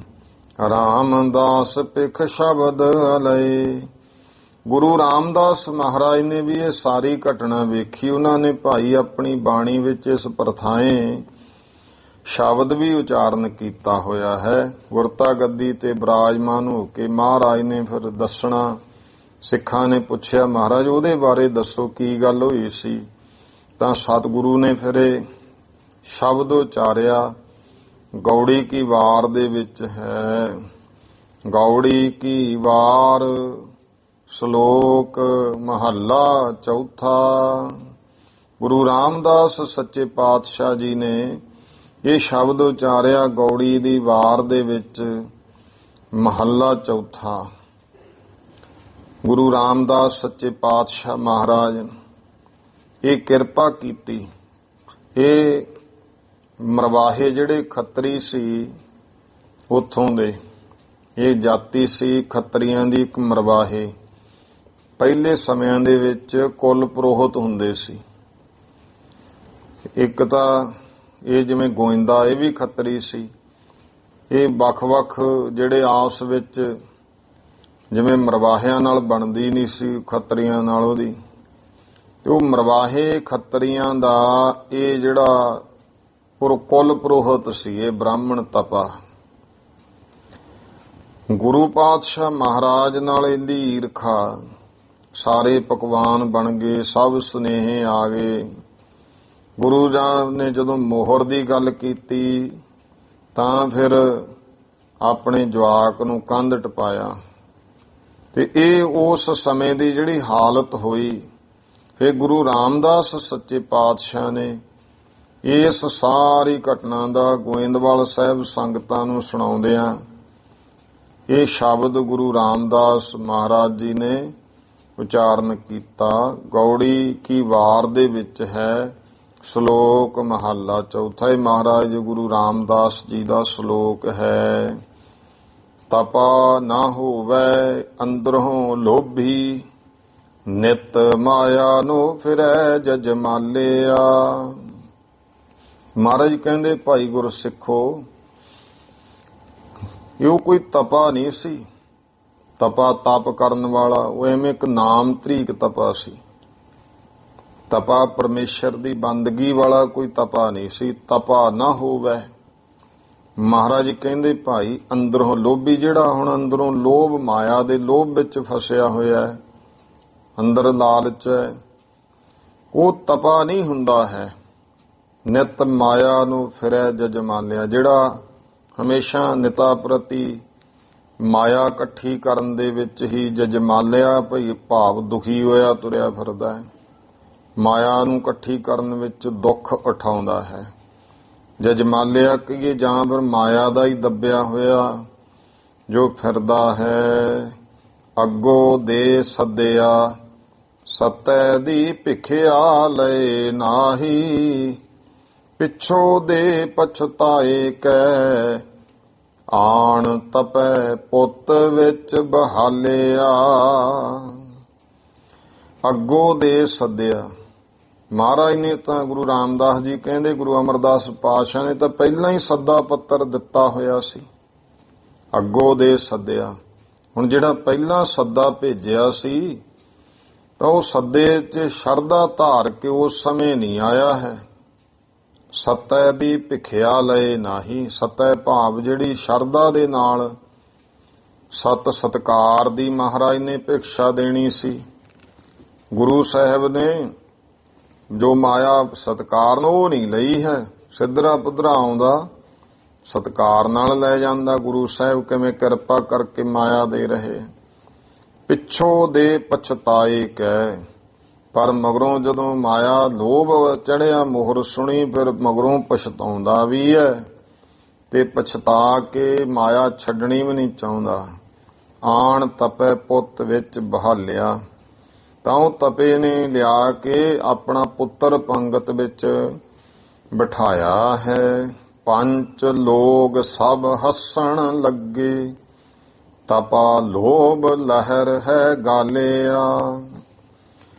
ਤਾਂ ਉਹ ਜਿਹੜੇ ਪੰਜ ਲੋਕ, ਪੰਜ ਕਹੀਏ ਸਿਆਣੇ, ਪੰਚਮੁਖੀ, ਸ੍ਰੇਸ਼ਟ, ਪੰਚਾਇਤ, ਜਿਹੜੇ ਪੰਚਮੁਖੀ ਲੋਕ ਹੁੰਦੇ ਆ, ਜਾਂ ਇੱਥੇ ਪੰਚ ਦਾ ਭਾਵ ਹੈ ਜਿਵੇਂ ਪੰਚ ਪ੍ਰਵਾਨ, ਪੰਚ ਪ੍ਰਧਾਨ, ਪੰਚੇ ਭਾਵ ਹੈ ਦਰਗਹਿ ਮਾਨ, ਸ੍ਰੇਸ਼ਟ ਗੁਰਮੁਖ ਜਨ ਮਹਾਤਮਾ ਜਨ। ਪੰਜ ਲੋਕ ਸਭ ਹੱਸਣ ਲੱਗੇ, ਉਹ ਸਾਰੇ ਹੱਸਦੇ ਨੇ। ਤਪਾ ਲੋਭ ਲਹਿਰ ਹੈ ਗਾਲਿਆ। ਇਹ ਤਪਾ ਜਿਹੜਾ ਹੈ ਬਰਵਾਹਿਆਂ ਦਾ ਕੁਲ ਪੁਰੋਹਿਤ, ਇਹ ਤਾਂ ਲੋਭ ਦੀਆਂ ਲਾਲਚ ਦੀਆਂ ਲਹਿਰਾਂ ਨੇ ਇਹਨੂੰ ਗਾਲਿਆ ਹੋਇਆ ਹੈ। ਮੋਹਰ ਸੁਣ ਕੇ ਪੁੱਤ ਨੂੰ ਭੇਜਿਆ, ਜਿੱਥੈ ਥੋੜਾ ਧਨ ਵੇਖੈ ਤਿੱਥੈ ਤਪਾ ਭਿਟੈ ਨਾਹੀ।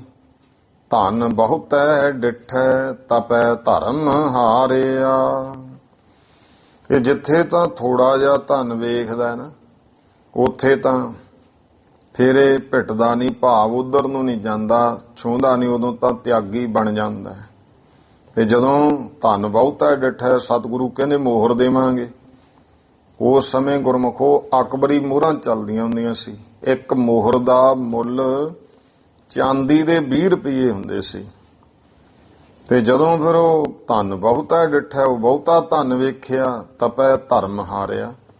ਤਾਂ ਤਪੇ ਨੇ ਆਪਣਾ ਧਰਮ, ਆਪਣਾ ਹੱਠ ਜਿਹੜਾ ਆਪਣੇ ਆਪ ਨੂੰ ਤਿਆਗੀ ਹੋਣ ਦਾ ਧਰਮ ਬਣਾਈ ਬੈਠਾ ਸੀ, ਉਹ ਤਿਆਗ ਨੂੰ ਹਾਰ ਗਿਆ। ਭਾਈ ਇਹੋ ਤਪਾ ਨਾ ਹੋਵੀ, ਬਗੁਲਾ ਹੈ ਬਹਿ ਸਾਧ ਜਨਾ ਵਿਚਾਰਿਆ। ਗੁਰੂ ਰਾਮਦਾਸ ਮਹਾਰਾਜ ਕਹਿੰਦੇ ਭਾਈ ਗੁਰਸਿੱਖੋ, ਭਾਈ ਇਹੋ ਤਪਾ ਨਾ ਹੋਵੀ। ਇਹੋ ਜੇ ਤਪੇ ਨਹੀਂ ਹੁੰਦੇ ਆ, ਇਹ ਕੋਈ ਤਪਾ ਥੋੜੋ ਸੀ। ਬਗਲਾ ਹੈ। ਇਹ ਅਸਲ ਵਿੱਚ ਤਾਂ ਪਖੰਡੀ ਬਗਲਾ ਦੰਭੀ ਸੀ। ਭਾਵ ਬਗਲਾ ਕਿਉਂ ਕਿਹਾ ਕਿ ਦਿਸਣਾ ਹੰਸ ਵਰਗਾ ਪਰ ਕਰਮ ਮਾੜੇ ਨੇ ਨਾ, ਇਸ ਕਰਕੇ ਪਖੰਡੀ ਹੈ। ਬਹਿ ਸਾਧ ਜਨਾ ਵਿਚਾਰਿਆ, ਜਿਹੜੇ ਸਾਧੂ ਜਨ ਨੇ ਗੁਰਮੁਖ ਬਾਬਾ ਬੁੱਢਾ ਜੀ ਵਰਗੇ, ਉਹਨਾਂ ਸਾਰਿਆਂ ਨੇ ਬੈਠ ਕੇ ਇਹ ਵਿਚਾਰ ਕਰ ਲਈ, ਤਤ ਨਿਰਣਾ ਕੱਢ ਲਿਆ ਕਿ ਇਹ ਤਾਂ ਐਵੇਂ ਪਖੰਡੀ ਹੋਈ ਹੈ। ਸਤ ਪੁਰਖ ਕੀ ਤਪਾ ਨਿੰਦਾ ਕਰੈ, ਸੰਸਾਰੈ ਕੀ ਉਸਤਤ ਵਿੱਚ ਹੋਵੈ। ਏਤ ਦੁਖੈ ਤਪਾ ਦਈਏ ਮਾਰਿਆ। ਸਤਪੁਰਸ਼ਾਂ ਦੀ ਤਾਂ ਗੁਰੂ ਅਮਰਦਾਸ ਮਹਾਰਾਜ ਜੀ ਦੀ ਸਤਪੁਰਖ ਕੀ ਤਪਾ ਨਿੰਦਾ ਕਰੈ, ਇਹ ਤਪਾ ਗੁਰੂ ਸਾਹਿਬ ਦੀ ਨਿੰਦਾ ਕਰਦਾ ਹੈ। ਸੰਸਾਰੈ ਕੀ ਉਸਤਤ ਵਿੱਚ ਹੋਵੇ, ਤੇ ਸੰਸਾਰ ਦੀਆਂ ਉਸਤਤੀਆਂ ਭਾਵ ਸੰਸਾਰ ਦੀਆਂ ਵਡਿਆਈਆਂ ਵਿੱਚ ਲੱਗ ਜਾਂਦਾ ਹੈ, ਸੰਸਾਰ ਨੂੰ ਸਲਾਹੁੰਦਾ ਹੈ। ਜਦੋਂ ਕੋਈ ਆ ਕੇ ਇਹਨੂੰ ਕੁਝ ਦੇ ਜਾਂਦਾ ਹੈ ਨਾ, ਤਾਂ ਉਸ ਸਮੇਂ ਫਿਰ ਉਹਦੀ ਵਡਿਆਈ ਕਰਦਾ ਹੈ, ਤੂੰ ਤਾਂ ਬਹੁਤ ਚੰਗਾ ਧਰਮੀ ਹੈ, ਤੇਰੇ ਵਰਗਾ ਜਗ 'ਚ ਕੋਈ ਨਹੀਂ ਹੈ। ਏਤ ਦੁੱਖ ਹੈ ਤਪਾ ਦਈਏ ਮਾਰਿਆ, ਇਹੀ ਕਹਿੰਦੇ ਵੱਡਾ ਦੋਸ਼ ਹੈ। ਭਲੇ ਪੁਰਸ਼ਾਂ ਦੀ ਨਿੰਦਿਆ ਕਰਨੀ ਤੇ ਜਿੱਥੋਂ ਚਾਰ ਜਾਣੇ ਰੋਕੜੇ ਵੱਧ ਦੇ ਦੇਣ ਉਹਨਾਂ ਦੀ ਸਿਫਤ ਕਰੀ ਜਾਣੀ, ਭਾਵੇਂ ਉਹ ਜੀਵਨ ਵਿੱਚ ਉਹਨਾਂ ਦੇ ਕਿਸੇ ਪਾਸਿਓਂ ਵੀ ਧਰਮ ਨਾ ਹੋਵੇ। ਉਹਨਾਂ ਦੀ ਉਸਤਤੀ ਵਿੱਚ ਭਾਵ ਫੂਕੀ ਵਡਿਆਈ ਵਿੱਚ ਲੱਗਿਆ। ਏਤ ਦੁੱਖ ਹੈ ਤਪਾ ਦਈਏ ਮਾਰਿਆ। ਦੱਦਾ ਤੇ ਯਈਏ ਨੂੰ ਸਿਹਾਰੀ ਜਦੋਂ ਉਚਾਰਨ ਕਰਨਾ ਇਹ ਦਈਏ ਬਣ ਜਾਣ, ਇਹਨੂੰ ਉਚਾਰਨ ਕਰਨਾ। ਤਪਾ ਕਈ ਚੱਕਦੇ ਦੱਜ ਮਾਰਿਆ, ਯਈਆ ਜਿਹੜਾ ਇਹ ਜਦੋਂ ਉਚਾਰਨ ਸਿੱਖਣੇ ਜਈਏ ਵਾਲੇ, ਦੱਦਾ ਜਈਏ ਔਂਕੜ, ਦੱਦਾ ਜਈਏ ਕੰਨਾ, ਦੱਦਾ ਜਈਏ ਨੂੰ ਵਿਹਾਰੀ, ਦੱਦਾ ਜਈਏ ਨੂੰ ਸਿਹਾਰੀ, ਇਹ ਸਾਰਿਆਂ ਦੇ ਫਿਰ ਸੰਥਿਆ ਨਾਲ ਹੀ ਪਤਾ ਲੱਗਦਾ ਇਹਦਾ ਉਚਾਰਨ ਕੀ ਕਰਨਾ। ਬਹੁਤ ਨੇ ਨਾ ਉਹ ਕਹਿੰਦੇ ਉਹਦਾ ਜੀ ਜਿਵੇਂ ਲਿਖਿਆ ਉਵੇਂ ਪੜ੍ਹਨੋ, ਐਵੇਂ ਸੰਥਿਆ ਦੀ ਕੀ ਗੱਲ ਹੈ। ਸੰਥਿਆ ਬਿਨਾਂ ਸ੍ਰੀ ਗੁਰੂ ਗ੍ਰੰਥ ਸਾਹਿਬ ਦੀ ਬਾਣੀ ਸ਼ੁੱਧ ਉਚਾਰਨ ਨਹੀਂ ਹੁੰਦਾ। ਚਲੋ ਇਹ ਕਿਰਪਾ ਕਰੇ ਮਹਾਰਾਜ। ਇਹ ਤਾਂ ਹੁਣ ਗੱਲ ਆ ਗਈ ਸੰਗਤ ਵਿੱਚ, ਫਿਰ ਉਹ ਨਾਲ ਚਲੋ ਬਾਣੀ ਦੇ ਵੀ ਸ਼ੁੱਧਤਾ ਹੋ ਉਚਾਰਨ।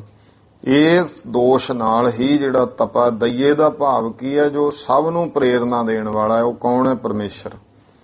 ਏਤ ਦੁੱਖ ਹੈ ਤਪਾ ਦਈਏ ਮਾਰਿਆ, ਪ੍ਰੇਰਕ ਪਰਮੇਸ਼ਰ ਵਾਹਿਗੁਰੂ ਨੇ ਉਹਨੂੰ ਮਾਰਿਆ, ਭਾਵ ਕਿ ਉਸ ਦੇ ਦੋਸ਼ ਕਰਕੇ ਹੀ ਉਹਨੂੰ ਇਹ ਮਾਰਾਂ ਪਈਆਂ ਹਨ। ਮਹਾਪੁਰਖਾਂ ਕੀ ਨਿੰਦਾ ਕਾ, ਵੇਖ ਜੇ ਤਪੇ ਨੂੰ ਫਲ ਲੱਗਾ, ਸਭ ਗਿਆ ਤਪੇ ਕਾ ਘਾਲਿਆ। ਮਹਾਪੁਰਖਾਂ ਦੀ ਨਿੰਦਿਆ ਕਰਦਾ ਸੀ। ਗੁਰੂ ਨਾਨਕ ਦੇਵ ਜੀ ਮਹਾਰਾਜ ਦੀ, ਗੁਰੂ ਅੰਗਦ ਦੇਵ ਜੀ ਮਹਾਰਾਜ ਦੀ, ਗੁਰੂ ਅਮਰਦਾਸ ਜੀ ਮਹਾਰਾਜ, ਗੁਰੂ ਰਾਮਦਾਸ ਪਾਤਸ਼ਾਹ ਕਹਿੰਦੇ ਹੋਰ ਜਿਹੜੇ ਅਸਲ ਧਰਮੀ ਪੁਰਸ਼ ਸੀ ਗੁਰੂ ਮਹਾਰਾਜ ਦੇ ਦਰ ਤੇ, ਬਾਬਾ ਬੁੱਢਾ ਜੀ ਵਰਗੇ ਮਹਾਂਪੁਰਖ, ਉਹਨਾਂ ਦੀ ਨਿੰਦਿਆ ਕਰਦਾ ਸੀ ਇਹ। ਵੇਖ ਜੇ ਤਪੇ ਨੂੰ ਫਲ ਲੱਗਾ, ਕਹਿੰਦੇ ਇਸ ਨਿੰਦਿਆ ਦਾ ਵੇਖੋ ਤਪੇ ਨੂੰ ਫਲ ਲੱਗਿਆ, ਪਾਪ ਦਾ ਫਲ ਮਿਲਿਆ। ਸਭ ਗਿਆ ਤਪੇ ਕਾ ਘਾਲਿਆ, ਉਹਦੀ ਸਾਰੀ ਜਿੰਨੀ ਘਾਲ ਕਮਾਈ ਕੀਤੀ ਹੋਈ ਸੀ ਉਹ ਸਾਰੀ ਬੇਅਰਥ ਚਲੀ ਗਈ। ਬਾਹਰ ਬਹਿ ਪੰਚਾਂ ਵਿੱਚ ਤਪਾ ਸਦਾਏ, ਤੇ ਬਾਹਰ ਜਦੋਂ ਪੰਚਾਂ 'ਚ ਬਹਿੰਦਾ ਸੀ, ਮਰਵਾਹੇ ਖੱਤਰੀਆਂ ਦੇ ਮੁਖੀ ਪੰਚਾਇਤ ਵਿੱਚ, ਉੱਥੇ ਆਪ ਦੇ ਆਪ ਨੂੰ ਵੱਡਾ ਤਪ ਕਰਨ ਵਾਲਾ ਅਖਵਾਉਂਦਾ ਸਦਵਾਉਂਦਾ ਸੀ। ਅੰਦਰ ਬਹਿ ਤਪਾ ਪਾਪ ਕਮਾਏ, ਤੇ ਅੰਦਰ ਬਹਿ ਕੇ ਪਾਪ ਕਮਾਉਂਦਾ ਸੀ, ਖੋਟੇ ਕਰਮ ਕਰਦਾ ਸੀ। ਇਹ ਫਿਰ ਇਹਦਾ ਖੋਟ ਖੁੱਲਿਆ। ਕਿਤੇ ਮਰਵਾਹੇ ਦੂਰ ਚੱਲੇ ਸੀ ਪ੍ਰਦੇਸ਼, ਇੱਕ ਵਾਰੀ ਕਿਤੇ ਅਚਨਚੇਤ ਜਾਂਦੇ ਜਾਂਦੇ ਕਹਿੰਦੇ ਪਹਿਲਾਂ ਤਪਾ ਜੀ ਨੂੰ ਨਮਸਕਾਰ ਕਰ ਚੱਲੀਏ। ਜਦੋਂ ਦਰਸ਼ਨ ਕਰਨ ਆਏ ਇਕੱਠੇ ਹੋ ਕੇ, ਦਰਵਾਜ਼ੇ ਬੰਦ, ਦਰਵਾਜ਼ਾ ਖੜਕਾਇਆ, ਪਰ ਅੰਦਰ ਇਹ ਵਿਸ਼ੇ ਵਿਕਾਰਾਂ ਵਿੱਚ ਇੰਨਾ ਮਸਤ ਨਾ ਸੁਣਿਆ। ਕਿਸੇ ਕਿਹਾ ਚਲੋ ਅੰਦਰ ਦੀ ਜਾ ਕੇ ਖੋਲ ਲੋ, ਕਿਤੇ ਕੁਝ ਹੋ ਹੀ ਨਾ ਗਿਆ ਹੋਵੇ ਉਹਨੂੰ। ਇਹਦਾ ਦਰਵਾਜ਼ਾ ਖੋਲਿਆ, ਖੋਲ ਕੇ ਅੰਦਰ ਵੜ ਗਏ। ਮਰਵਾਹੇ ਖੱਤਰੀ ਜਦੋਂ ਗਾਹਾਂ ਗਏ ਤੇ ਇਹ ਪਰ ਇਸਤਰੀ ਗਮਨ ਵਿਸ਼ੇ ਭੋਗ ਰਿਹਾ ਸੀ ਤੇ ਉਸ ਸਮੇਂ ਫਿਰ ਹਾਲਤ ਦੇਖੀ। ਉਹੀ ਮਰਵਾਹੇ ਜਿਹੜੇ ਇਹਨੂੰ ਗੁਰੂ ਮੰਨਦੇ ਸੀ, ਮੱਥੇ ਟੇਕਦੇ ਸੀ, ਫਿਰ ਉਹਨਾਂ ਨੇ ਇਹਨੂੰ ਕੁੱਟਣਾ ਸ਼ੁਰੂ ਕੀਤਾ। ਬਹੁਤ ਕੁੱਟ ਪਈ ਇਹਦੇ ਤੇ ਉਸ ਸਮੇਂ ਇਹਦਾ ਪਾਪ ਵੀ ਗੁਰੂ ਰਾਮਦਾਸ ਮਹਾਰਾਜ ਕਹਿੰਦੇ ਜਿਹੜਾ ਅੰਦਰ ਬਹਿ ਕੇ ਕਮਾਉਂਦਾ ਸੀ, ਹਰ ਅੰਦਰਲਾ ਪਾਪ ਪੰਚਾ ਨੋ ਉਘਾ ਕਰ ਵੇਖਾਲਿਆ। ਇਹਦਾ ਅੰਦਰਲਾ ਜਿਹੜਾ ਖੋਟ ਸੀ ਪਾਪ, ਉਹ ਪਰਮੇਸ਼ਰ ਨੇ ਐਸੀ ਖੇਡ ਬਣਾਤੀ ਕਿ ਜਿਹੜੇ ਪੰਜ ਲੋਕ ਸਿਆਣੇ ਹੋਰ ਸਾਰੇ ਸਨ, ਉਹਨਾਂ ਦੇ ਵਿੱਚ ਪ੍ਰਗਟ ਕਰਕੇ ਦਿਖਾ ਦਿੱਤਾ। ਧਰਮ ਰਾਏ ਜਮ ਕੰਕਰਾ ਨੋ ਆਖ ਛੱਡਿਆ, ਇਸ ਤਪੇ ਨੋ ਤਿੱਥੈ ਖੜ ਪਾਇਓ, ਜਿੱਥੈ ਮਹਾ ਮਹਾ ਹਤਿਆਰਿਆ। ਤੇ ਧਰਮ ਰਾਜੇ ਨੇ ਵੀ ਕਿਹਾ, ਜਦੋਂ ਇਹਦੀ ਮੌਤ ਹੋਈ, ਜਮ ਕੰਕਰਾਂ ਜਮਦੂਤਾਂ ਨੂੰ ਧਰਮ ਰਾਜਾ ਕਹਿੰਦਾ, ਇਹ ਗੁਰੂ ਸਾਹਿਬ ਦੀ ਨਿੰਦਾ ਕਰਦਾ ਸੀ। ਧਰਮ ਰਾਏ ਜਮ ਕੰਕਰਾਂ ਨੂੰ ਆਖ ਛੱਡਿਆ, ਇਹ ਕਹਿ ਕੇ ਭੇਜਤਾ, ਇਸ ਤਪੇ ਨੂੰ ਤਿੱਥੈ ਖੜ ਪਾਇਓ, ਇਹਨੂੰ ਫੜ ਕੇ ਲਿਆਉਣਾ ਤੇ ਉੱਥੇ ਲਿਆ ਕੇ ਖੜਾ ਕਰਨਾ, ਜਿੱਥੇ ਮਹਾ ਮਹਾ ਹਤਿਆਰਿਆ, ਜਿੱਥੇ ਵੱਡੇ ਤੋਂ ਵੱਡੇ ਹਥਿਆਰੇ ਪੁਰਸ਼ ਖੜਾਏ ਜਾਂਦੇ ਆ ਨਾ, ਇਹਨੇ ਏਡੇ ਪਾਪ ਕੀਤੇ ਐ, ਗੁਰੂ ਦੀ ਨਿੰਦਾ ਦਾ ਇਹਨੂੰ ਫਾਲੇ ਨੂੰ ਉਸ ਜਗ੍ਹਾ ਤੇ ਉਹਨਾਂ ਦੀ ਕਤਾਰ ਵਿੱਚ ਖੜਾ ਕਰ ਦਿਓ। ਫਿਰ ਇਸ ਤਪੇ ਦੈ ਮੋਹਿ ਕੋਈ ਲੱਗੋ ਨਾਹੀ, ਇਹੋ ਸਤਿਗੁਰ ਹੈ ਫਿਟਕਾਰਿਆ। ਫਿਰ ਇਹਨੂੰ ਨਰਕਾਂ 'ਚ ਪਾ ਦੇਣਾ, ਧਰਮ ਰਾਜਾ ਕਹਿੰਦਾ, ਤੇ ਮੁੜ ਕੇ ਇਹਦੇ ਕੋਈ ਮੂੰਹ ਨਾ ਲੱਗੇ, ਇਹਦੀ ਕਿਸੇ ਨੇ ਸਾਰ ਨਹੀਂ ਲੈਣੀ, ਕੋਈ ਇਹ ਲੋਭੀ ਬੰਦੇ ਦੀ ਫਰਿਆਦ ਨਾ ਸੁਣੇ, ਕਿਉਂਕਿ ਇਹ ਜਿਹੜਾ ਤਪਾ ਹੈ ਇਹ ਸਤਿਗੁਰੂ ਵੱਲੋਂ ਫਟਕਾਰਿਆ ਹੋਇਆ, ਇਹਨੂੰ ਤਰਕਾਰ ਪਈ ਆ ਗੁਰੂ ਘਰ ਵੱਲੋਂ। ਹਰ ਕੈ ਦਰ ਵਰਤਿਆ ਸੋ ਨਾਨਕ ਆਖ ਸੁਣਾਇਆ। ਗੁਰੂ ਰਾਮਦਾਸ ਮਹਾਰਾਜ ਕਹਿੰਦੇ, ਭਾਈ ਗੁਰਸਿੱਖੋ, ਅਸੀਂ ਜਿਹੜੀ ਅੱਗੇ ਦੇ ਨਾ ਪਰਮੇਸ਼ਰ ਦੇ ਦਰ ਤੇ ਤਪੇ ਨਾਲ ਹੋਈ ਨਾ, ਵਾਹਿਗੁਰੂ ਦੇ ਦਰ ਦਰਗਾਹ 'ਚ, ਉਹ ਵੀ ਕਹਿ ਕੇ ਤੁਹਾਨੂੰ ਸੁਣਾਈ ਹੈ। ਹਰ ਨਾਨਕ ਆਖ ਸੁਣਾਇਆ, ਸੋ ਨਾਨਕ ਆਖ ਸੁਣਾਇਆ। ਉਹ ਭਾਈ ਆਪ ਗੁਰੂ ਨਾਨਕ ਦੇ ਮਹਾਰਾਜ ਨੇ ਸਾਨੂੰ ਆਪ ਸਾਰੀ ਗੱਲ ਕਹਿ ਕੇ ਸੁਣਾ ਦਿੱਤੀ।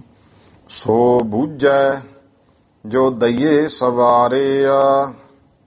ਅਸਲ ਵਿੱਚ ਭਾਈ ਉਹੀ ਇਸ ਗੱਲ ਨੂੰ ਸਮਝਦਾ ਹੈ ਜਿਹੜਾ ਪ੍ਰੇਰਕ ਪਰਮੇਸ਼ਰ ਵਾਹਿਗੁਰੂ ਨੇ ਆਪ ਸਵਾਰ ਦਿੱਤਾ, ਜਿਹਦੇ ਤੇ ਵਾਹਿਗੁਰੂ ਪਰਮੇਸ਼ਰ ਨੇ ਇਹ ਕਿਰਪਾ ਕਰ ਦਿੱਤੀ, ਉਹੀ ਸਮਝਦਾ ਹੈ। ਚੌਪਈ ਸਤਿਗੁਰ ਦਿਆਲ ਦਇਆ ਕੇ ਰੂਪ।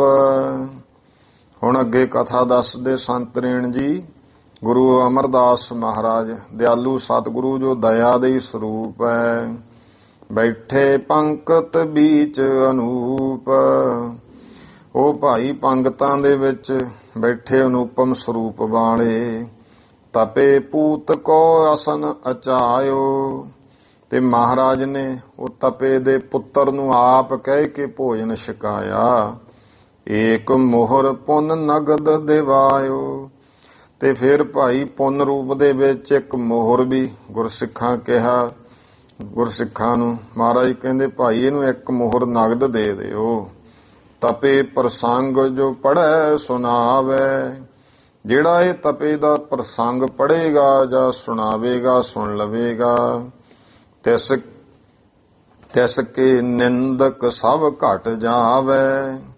ਉਹਦੇ ਜਿਹੜੇ ਨਿੰਦਾ ਕਰਨ ਵਾਲੇ ਹੋਣਗੇ ਉਹ ਸਾਰੇ ਘਟ ਜਾਣਗੇ, ਭਾਵ ਘਾਟੇ ਵਿੱਚ ਜਾਣਗੇ।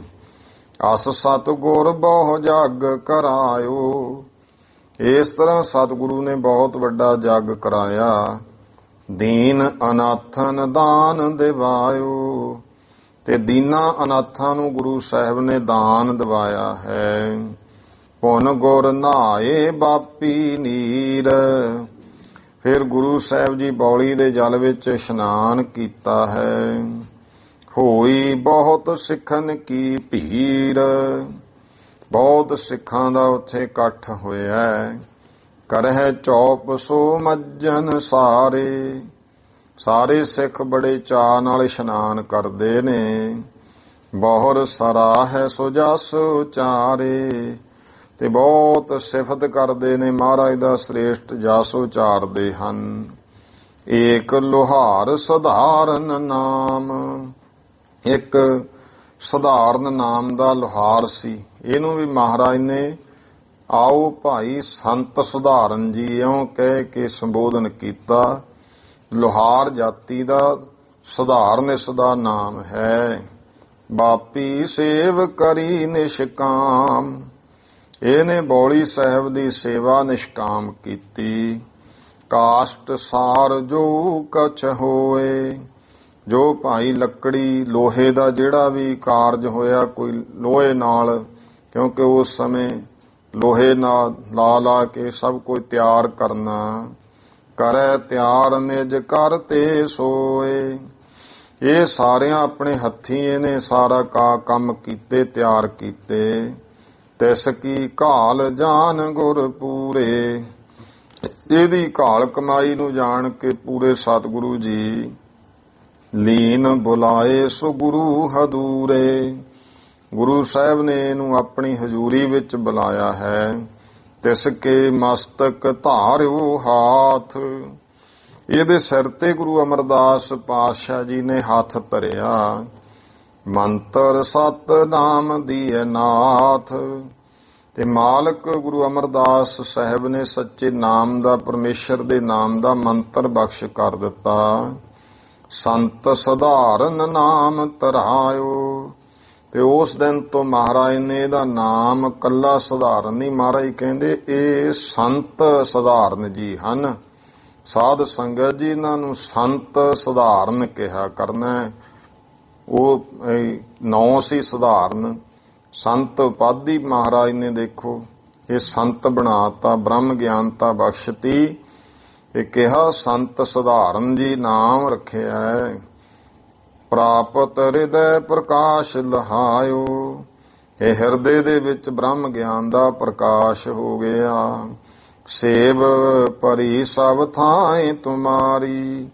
ਮਹਾਰਾਜ ਕਹਿੰਦੇ ਹੈ ਸੰਤ ਸਧਾਰਨ ਭਾਈ ਤੇਰੀ ਸਾਰੀ ਸੇਵਾ ਥਾਂ ਪੈ ਗਈ। ਅਬ ਜਾਵੋ ਨਿਜ ਗ੍ਰਹਿ ਮਝਾਰੀ। ਹੁਣ ਤੂੰ ਆਪਣੇ ਨਗਰ ਚਲਿਆ ਜਾ। ਕਰੋ ਭਜਨ ਬੈਠੇ ਸੁਖ ਪਾਵੋ। ਭਜਨ ਬੰਦਗੀ ਕਰ ਬੈਠ ਕੇ ਤੇ ਆਨੰਦ ਸੁਖ ਪਾ। ਸਿਮਰੋ ਸਤ ਨਾਮ ਦ੍ਰਿੜਾਵੋ।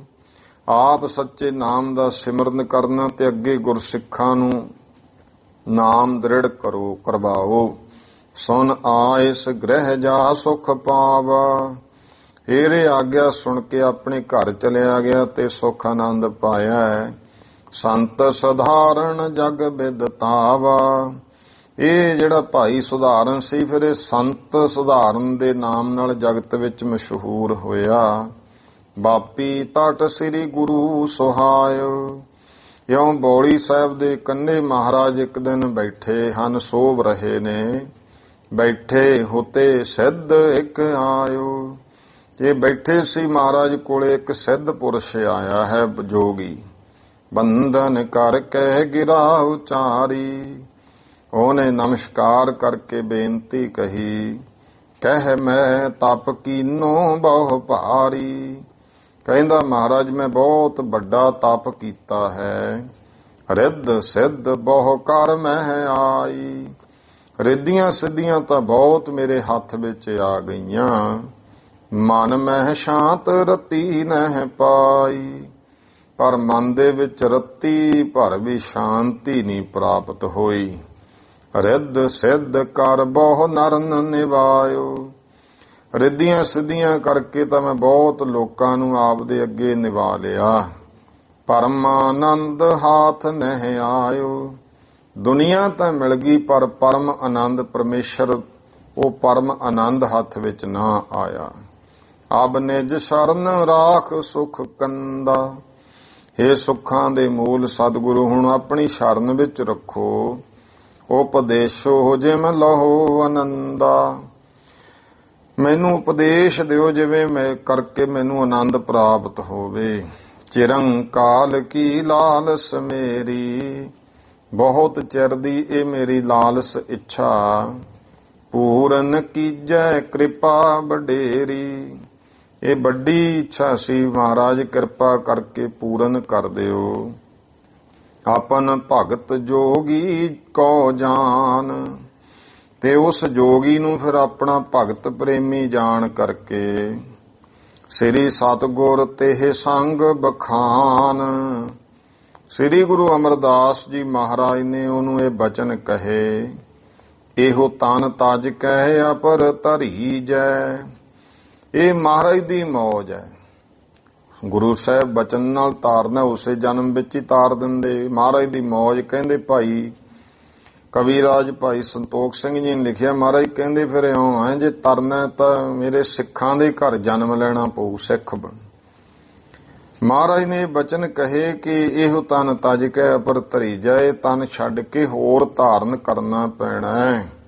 ਪੁਨ ਹਮ ਢਿਗ ਹੋਏ ਆਨੰਦ ਲੀਜੈ, ਫੇਰ ਸਾਡੇ ਕੋਲ ਆ ਕਰਕੇ ਨਾ ਆਨੰਦ ਪ੍ਰਾਪਤ ਕਰੀ। ਇਮ ਸਤਿਗੁਰ ਕੇ ਸੁਨ ਕਰ ਗਇਓ, ਇਉਂ ਸਤਿਗੁਰੂ ਦੇ ਬਚਨ ਸੁਣ ਕੇ ਚਲਿਆ ਗਿਆ। ਇੱਛਾ ਪੂਰਵਕ ਤਨ ਤਜ ਦਇਓ, ਤੇ ਇੱਛਾ ਸਹਿਤ ਫਿਰ ਇਹਨੇ ਆਪਣਾ ਸਰੀਰ ਛੱਡ ਦਿੱਤਾ। ਔਰ ਧਰ ਕਰ ਗੁਰ ਕੋ ਅਨੁਰਾਗ, ਹਿਰਦੇ ਵਿੱਚ ਗੁਰੂ ਦਾ ਪ੍ਰੇਮ ਧਾਰ ਕੇ ਪੁਨ ਸਭ ਜਗ ਤੇ ਕਰ ਵੈਰਾਗ। ਫਿਰ ਭਾਈ ਸਾਰੇ ਜਗਤ ਤੋਂ ਬਰਾਗ ਕਰ ਲਿਆ ਇਸਨੇ। ਇਹ ਫਿਰ ਇਹਨੇ ਬਚਨ ਕਹੇ ਸੀ, ਮਹਾਰਾਜ ਤੇ ਤੁਸੀਂ ਕਹਿੰਨੂੰ ਜਨਮ ਲੈਣਾ ਪਊ, ਕਿਰਪਾ ਕਰੋ ਫਿਰ ਹੋਰ ਨਾ ਕਿਸੇ ਦੇ ਤੋਰੋ, ਆਪਦੇ ਹੀ ਘਰੇ ਰੱਖ ਲਿਓ ਮੈਨੂੰ। ਇਹ ਮਹਾਰਾਜ ਨੇ ਕਿਹਾ ਚੰਗਾ ਸਾਡੇ ਘਰ ਹੀ ਜਨਮ ਲਏਗਾ। ਫਿਰ ਭਾਈ ਗੁਰੂ ਪਾਤਸ਼ਾਹ ਮਹਾਰਾਜ ਦੇ ਘਰ ਬਾਬਾ ਮੋਹਰੀ ਜੀ ਦੇ ਪੁੱਤਰ ਪੈਦਾ ਹੋਇਆ, ਤੇ ਉਸ ਨੂੰ ਫਿਰ ਉਹੀ ਜੋਗੀ ਰੂਪ ਸਿੱਧ ਪੁਰਸ਼ ਸੀ। ਸਾਰੀ ਗੱਲ ਉਹਦੇ ਵਿੱਚ ਆਈ ਹੈ, ਦੋਹਰਾ ਜੋ ਜੋਗੀ ਧਰ ਵਾਸ਼ਨਾ, ਜਨਮਿਓ ਗੁਰ ਕੁਲ ਮਾਹੀ। ਫਿਰ ਇਹ ਜਿਹੜਾ ਜੋਗੀ ਸੀ ਉਹ ਵਾਸ਼ਨਾ ਧਾਰ ਕੇ ਗੁਰੂ ਕੀ ਕੁਲ ਦੇ ਵਿੱਚ ਜਨਮ ਹੋਇਆ। ਸ੍ਰੀ ਮੋਹਰੀ ਕਾ ਸੁਤ ਭਇਓ, ਮਨ ਆਨੰਦ ਧਰ ਚਾਹੀ। ਇਹ ਬਾਬਾ ਮੋਹਰੀ ਜੀ ਦੇ ਪੁੱਤਰ ਹੋਇਆ, ਜੋ ਮਨ ਵਿੱਚ ਆਨੰਦ ਧਾਰ ਕੇ ਚੌਪਈ ਸੁਨਿਓ ਸਿੱਖਨ ਗੁਰ ਪੋਤਰਾ ਭਇਓ। ਤੇ ਸਿੱਖਾਂ ਨੂੰ ਸਾਰਿਆਂ ਸੁਣਿਆ ਕਿ ਗੁਰੂ ਮਹਾਰਾਜ ਦੇ ਘਰ ਪੋਤਰੇ ਨੇ ਜਨਮ ਲਿਆ ਹੈ। ਸਭ ਹਨ ਮਨ ਉਤਸਵ ਬਹੁ ਲਇਓ, ਸਾਰਿਆਂ ਨੇ ਮਨ ਵਿੱਚ ਬਹੁਤ ਖੁਸ਼ੀ ਉਤਸਵ ਲਿਆ ਹੈ। ਮਿਲ ਆਏ ਸਤਿਗੁਰ ਕੇ ਪਾਸ, ਸਾਰੇ ਮਿਲ ਕੇ ਸਤਿਗੁਰੂ ਜੀ ਦੇ ਕੋਲ ਆਏ ਹਨ। ਦੇਤ ਵਧਾਈ ਬਚਨ ਪ੍ਰਕਾਸ਼, ਇਉਂ ਵਧਾਈਆਂ ਦਿੰਦੇ ਹਨ ਪ੍ਰਤੱਖ ਗੁਰੂ ਸਾਹਿਬ ਜੀ ਦੇ ਕੋਲ ਬੇਨਤੀਆਂ ਕਰ ਕਰਕੇ। ਹੇ ਸਤਿਗੁਰ ਬਹੁ ਆਨੰਦ ਭਇਓ, ਕਿ ਹੇ ਸਤਿਗੁਰੂ ਜੀ ਬੜੀ ਖੁਸ਼ੀ ਆਨੰਦ ਹੋਇਆ ਹੈ। ਰਾਵਰ ਪੋਤਰੇ ਜਨਮ ਸੋ ਲਇਓ, ਕਿ ਤੁਹਾਡੇ ਘਰ ਪੋਤਰੇ ਨੇ ਮਹਾਰਾਜ ਜਨਮ ਲਿਆ ਹੈ। ਸੁਣ ਸਿੱਖਨ ਤੇ ਸਤਿਗੁਰ ਕਹਿਓ, ਸਿੱਖਾਂ ਤੋਂ ਸੁਣ ਕੇ ਸਤਿਗੁਰੂ ਮਹਾਰਾਜ ਇਉਂ ਬੇਬਚਨ ਕਹਿੰਦੇ ਹਨ। ਪਰਮਾਨੰਦ ਹਮ ਤਿਸ ਦਿਨ ਲਹਿਓ, ਕਹਿੰਦੇ ਭਾਈ ਇਹ ਪਰਮ ਆਨੰਦ ਜਿਹੜਾ ਹੈ ਅਸੀਂ ਤੇ ਉਸ ਦਿਨ ਲੈ ਲਿਆ, ਜਿਸ ਦਿਨ ਗੁਰ ਅੰਗਦ ਮੈਂ ਪਾਇਓ। ਕਿਉਂ ਸਹਿਕਣ ਵੀ ਮਹਾਰਾਜ ਬੜਾ ਆਨੰਦ ਹੈ, ਬੜਾ ਆਨੰਦ ਪੋਤਰੇ ਨੇ ਜਨਮ ਲਿਆ। ਮਹਾਰਾਜ ਕਹਿੰਦੇ ਅਸੀਂ ਤਾਂ ਭਾਈ ਉਸੇ ਦਿਨ ਹੀ ਪਰਮ ਆਨੰਦ ਲੈ ਲਿਆ ਜਿਸ ਦਿਨ ਗੁਰ ਅੰਗਦ ਮੈਂ ਪਾਇਓ, ਜਿੱਦੇ ਮੈਂ ਗੁਰੂ ਅੰਗਦ ਦੇ ਪਾਤਸ਼ਾਹ ਨੂੰ ਪ੍ਰਾਪਤ ਕੀਤਾ, ਗੁਰੂ ਪਾਇਆ।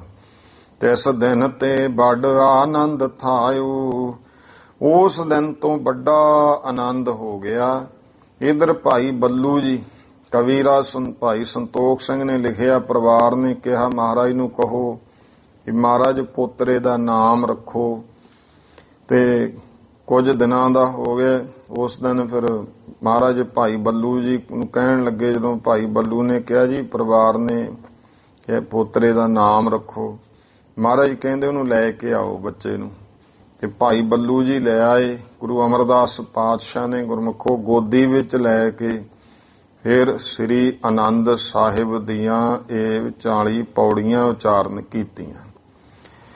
ਬਾਕੀ ਇਹਦੇ ਤੇ ਵਿਚਾਰ ਆਨੰਦ ਸਾਹਿਬ ਤੇ 38 ਪੌੜੀਆਂ ਕਿ 39ਵੀਂ ਪੌੜੀ ਫਿਰ ਇਹ ਮਹੱਤਵ ਰੂਪ ਦੇ ਵਿੱਚ ਗੁਰੂ ਰਾਮਦਾਸ ਪਾਤਸ਼ਾਹ ਨੇ ਤੇ 40 ਵੀ ਗੁਰੂ ਅਰਜਨ ਦੇਵ ਜੀ ਪਾਤਸ਼ਾਹ ਨੇ। ਗੁਰੂ ਇੱਕ ਜੋਤ ਹੈ, ਇਹਦੇ ਤੇ ਕੋਈ ਸ਼ੰਕੇ ਵਾਲੀ ਬਾਤ ਨਹੀਂ। ਗੁਰੂ ਮਹਾਰਾਜ ਸਮਰੱਥ ਹੈ।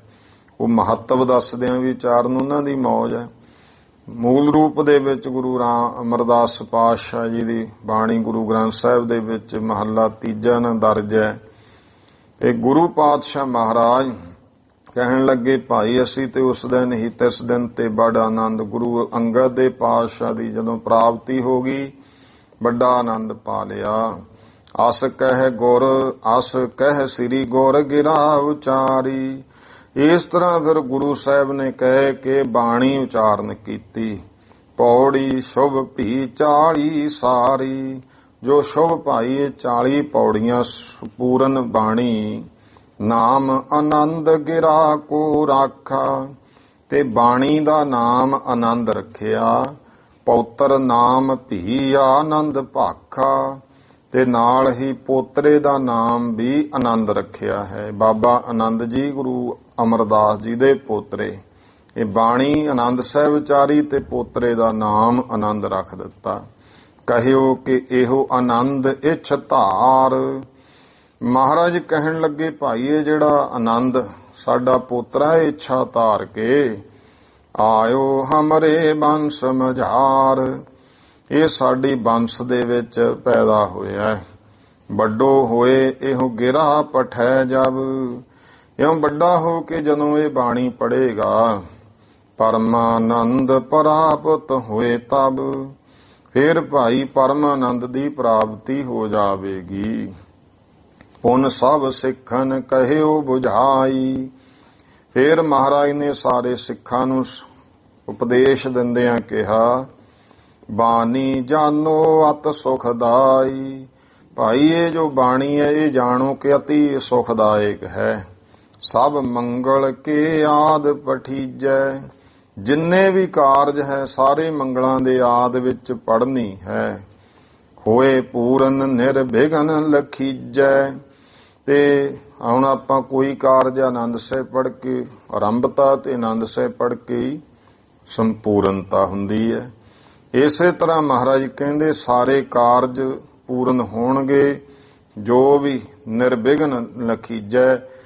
ਇਉਂ ਭਾਈ ਉਹ ਨਿਰਵਿਘਨ ਜਾਣ ਲੋ। ਜਿਹੜਾ ਇਹ ਬਾਣੀ ਪੜ੍ਹੇਗਾ, ਗੁਰੂ ਸਾਹਿਬ ਨੇ ਇਹ ਬਚਨ ਕਹੇ ਕਿ ਸਿੱਖਾਂ ਨੇ ਆਪਣੇ ਨਿਤਨੇਮ ਵਿੱਚ ਇਹਨੂੰ ਭਾਈ ਰੋਜ਼ ਪੜ੍ਹਨਾ ਹੈ। ਤਿਸ ਦਿਨ ਤੇ ਸਿੱਖ ਧਾਰਿਆ ਹਲਾਦ। ਉਸ ਦਿਨ ਤੋਂ ਸਿੱਖ ਪ੍ਰੇਮ ਖੁਸ਼ੀ ਆਨੰਦ ਧਾਰ ਕੇ ਪਠਹਿ ਆਨੰਦ ਸਭ ਮੰਗਲ ਆਦ। ਆਨੰਦ ਸਾਹਿਬ ਦੀ ਬਾਣੀ ਪੜ੍ਹਦੇ ਸਾਰੇ ਮੰਗਲਾਂ ਦੇ ਆਦ ਵਿੱਚ ਕੋਈ ਖੁਸ਼ੀਆਂ ਦੇ ਕਾਰਜ ਹਰ ਸਮੇਂ ਆਨੰਦ ਸਾਹਿਬ ਦੀ ਬਾਣੀ ਨਾਲ ਹੀ ਆਰੰਭਤਾ, ਆਨੰਦ ਸਾਹਿਬ ਦੀ ਬਾਣੀ ਨਾਲ ਹੀ ਸੰਪੂਰਨਤਾ। ਇਹ ਫਿਰ ਮਹਾਰਾਜ ਨੇ ਭਾਈ ਬੱਲੂ ਨੂੰ ਕਿਹਾ ਸੀ, ਭਾਈ ਬੱਲੂ ਇਉਂ ਕਰ ਢੋਲ ਪਾਲਾ ਗਲ ਵਿੱਚ, ਚੁਬਾਰੇ ਦੀ ਛੱਤ ਤੇ ਚੜ੍ਹ ਕੇ ਢੋਲ ਵਜਾ ਕੇ ਬਾਣੀ ਉੱਚੀ ਆਵਾਜ਼ ਵਿੱਚ ਪੜ੍ਹ। ਉਸ ਸਮੇਂ ਫਿਰ ਭਾਈ ਬੱਲੂ ਜੀ ਨੇ ਪਹਿਲੀ ਵਾਰ ਇਹ ਚੁਬਾਰੇ ਤੇ ਚੜ੍ਹ ਕੇ ਢੋਲ ਵਜਾ ਕੇ ਪੜ੍ਹੀ ਸੀ ਆਨੰਦ ਸਾਹਿਬ ਬਾਣੀ। ਤੇ ਸਤਿਗੁਰਾਂ ਕਿਹਾ ਹਰੇਕ ਗੁਰਸਿੱਖ ਨਿਤਨੇਮ ਦਾ ਹਿੱਸਾ ਬਣਾਵੇ। ਉਹ ਵੱਖਰੀ ਗੱਲ ਹੈ। ਹੁਣ ਮਰਜ਼ਾਦਾ ਜਿਹੜਾ ਖਰੜਾ ਹੈ ਸ਼੍ਰੋਮਣੀ ਕਮੇਟੀ ਸਾਹਿਬ ਦੀ ਹੈ, ਉਹਦੇ ਵਿੱਚ ਨਹੀਂ ਕਿਹਾ ਵੀ ਇਹ ਨਿਤਨੇਮ ਦਾ ਹਿੱਸਾ ਹੈ। ਉਹ ਆਪਦੀ ਮੱਤ ਨਾਲ ਉਦੋਂ ਬਣਾਤਾ। ਇਹ ਬਦਲੀ ਹੋਣਾ ਚਾਹੀਦਾ, ਉਹਦੀ ਤਬਦੀਲੀ ਹੋਣੀ ਚਾਹੀਦੀ ਹੈ। ਕਿਉਂਕਿ ਗੁਰੂ ਦੇ ਬਚਨ ਤਾਂ ਇਹੀ ਹੈ ਕਿ ਆਨੰਦ ਸਾਹਿਬ ਹੁਣ ਪਰ ਜਿਹੜੇ ਗੁਰਮੁਖ ਸੰਪਰਦਾਇਕ ਉਹ ਸਾਰੇ ਹੀ 5 ਬਾਣੀਆਂ ਸਵੇਰੇ ਨਿਤਨੇਮ ਦਾ ਜਿਹੜਾ ਹਿੱਸਾ ਰੂ ਪੜ੍ਹਦੇ ਆ। ਸਾਰੇ ਥਾਵਾਂ ਤੇ ਪੜ੍ਹੀ ਜਾਂਦੀ ਹੈ ਪਰ ਉਹ ਐਵੇਂ ਉਹਦੇ ਵਿੱਚ ਲਿਖਤੀ ਨਹੀਂ ਹੈ। ਉਹ ਸਾਰਾ ਹੋਣੀ ਚਾਹੀਦੀ ਹੈ, ਬਦਲਾਅ ਹੋਣੇ ਚਾਹੀਦੇ, ਉਹਨੂੰ ਸ਼ੁੱਧ ਕਰਨਾ ਚਾਹੀਦਾ ਹੈ ਤਾਂ ਕਿ ਸਾਰੇ ਪੰਥ ਦੀ ਪ੍ਰਵਾਨਗੀ ਮਿਲ ਸਕੇ। ਗੁਰੂ ਕੇ ਬਚਨ ਇਹ ਪੜ੍ਹਦੇ ਤੇ ਮਹਾਰਾਜ ਕਹਿੰਦੇ ਜਿਹੜਾ ਪੜ੍ਹਦਾ ਉਹਦੇ ਜੀਵਨ ਵਿੱਚ ਵੀ ਆਨੰਦ ਹੋਵੇਗਾ। ਪਠੈ ਆਨੰਦ ਸਭ ਮੰਗਲ ਆਦ। ਇਤ ਸ੍ਰੀ ਗੁਰਪੁਰ ਪ੍ਰਕਾਸ਼ ਗ੍ਰੰਥੇ। ਇੱਥੇ ਤੱਕ ਸ੍ਰੀ ਗੁਰਪੁਰ ਪ੍ਰਕਾਸ਼ ਗ੍ਰੰਥ ਤ੍ਰਿਤੀਆ ਮਹੱਲੇ ਤੀਜੇ ਮਹੱਲੇ ਸ੍ਰੀ ਬਾਵਲੀ ਪੂਰਨ ਆਨੰਦ ਪ੍ਰਸੰਗ ਵਰਣਨ। ਬੌਲੀ ਸਾਹਿਬ ਦੀ ਸੇਵਾ ਪੂਰਨ ਹੋਣੀ ਤੇ ਆਨੰਦ ਸਾਹਿਬ ਉਚਾਰਨਾ, ਇਹ ਪ੍ਰਸੰਗ ਵਰਣਨ ਕੀਤਾ ਹੈ। ਨਾਮ 13ਵਾਂ ਮੰਦਰ ਹੈ। ਇਹ ਭਾਈ 13ਵੇਂ ਘਰ ਦਾ ਪ੍ਰਸੰਗ ਹੈ। ਆਓ ਟਾਈਮ ਹੋ ਗਿਆ, ਭੁੱਲ ਚੁੱਕ ਦੀ ਖਿਮਾ। ਸਰਬੱਤ ਮਾਈ ਭਾਈ ਉਚਾਰਨ ਕਰੋ ਜੀ। ਵਾਹਿਗੁਰੂ ਨਾਮ ਜਹਾਜ ਹੈ, ਚੜੇ ਸੋ ਉਤਰੇ ਪਾਰ। ਜੋ ਸ਼ਰਧਾ ਕਰ ਸੇਵਦੇ, ਗੁਰ ਪਾਰੇ ਉਤਾਰਨ ਹਾਰ। ਵਾਹਿਗੁਰੂ ਜੀ ਕਾ ਖਾਲਸਾ, ਵਾਹਿਗੁਰੂ ਜੀ ਕੀ ਫਤਿਹ।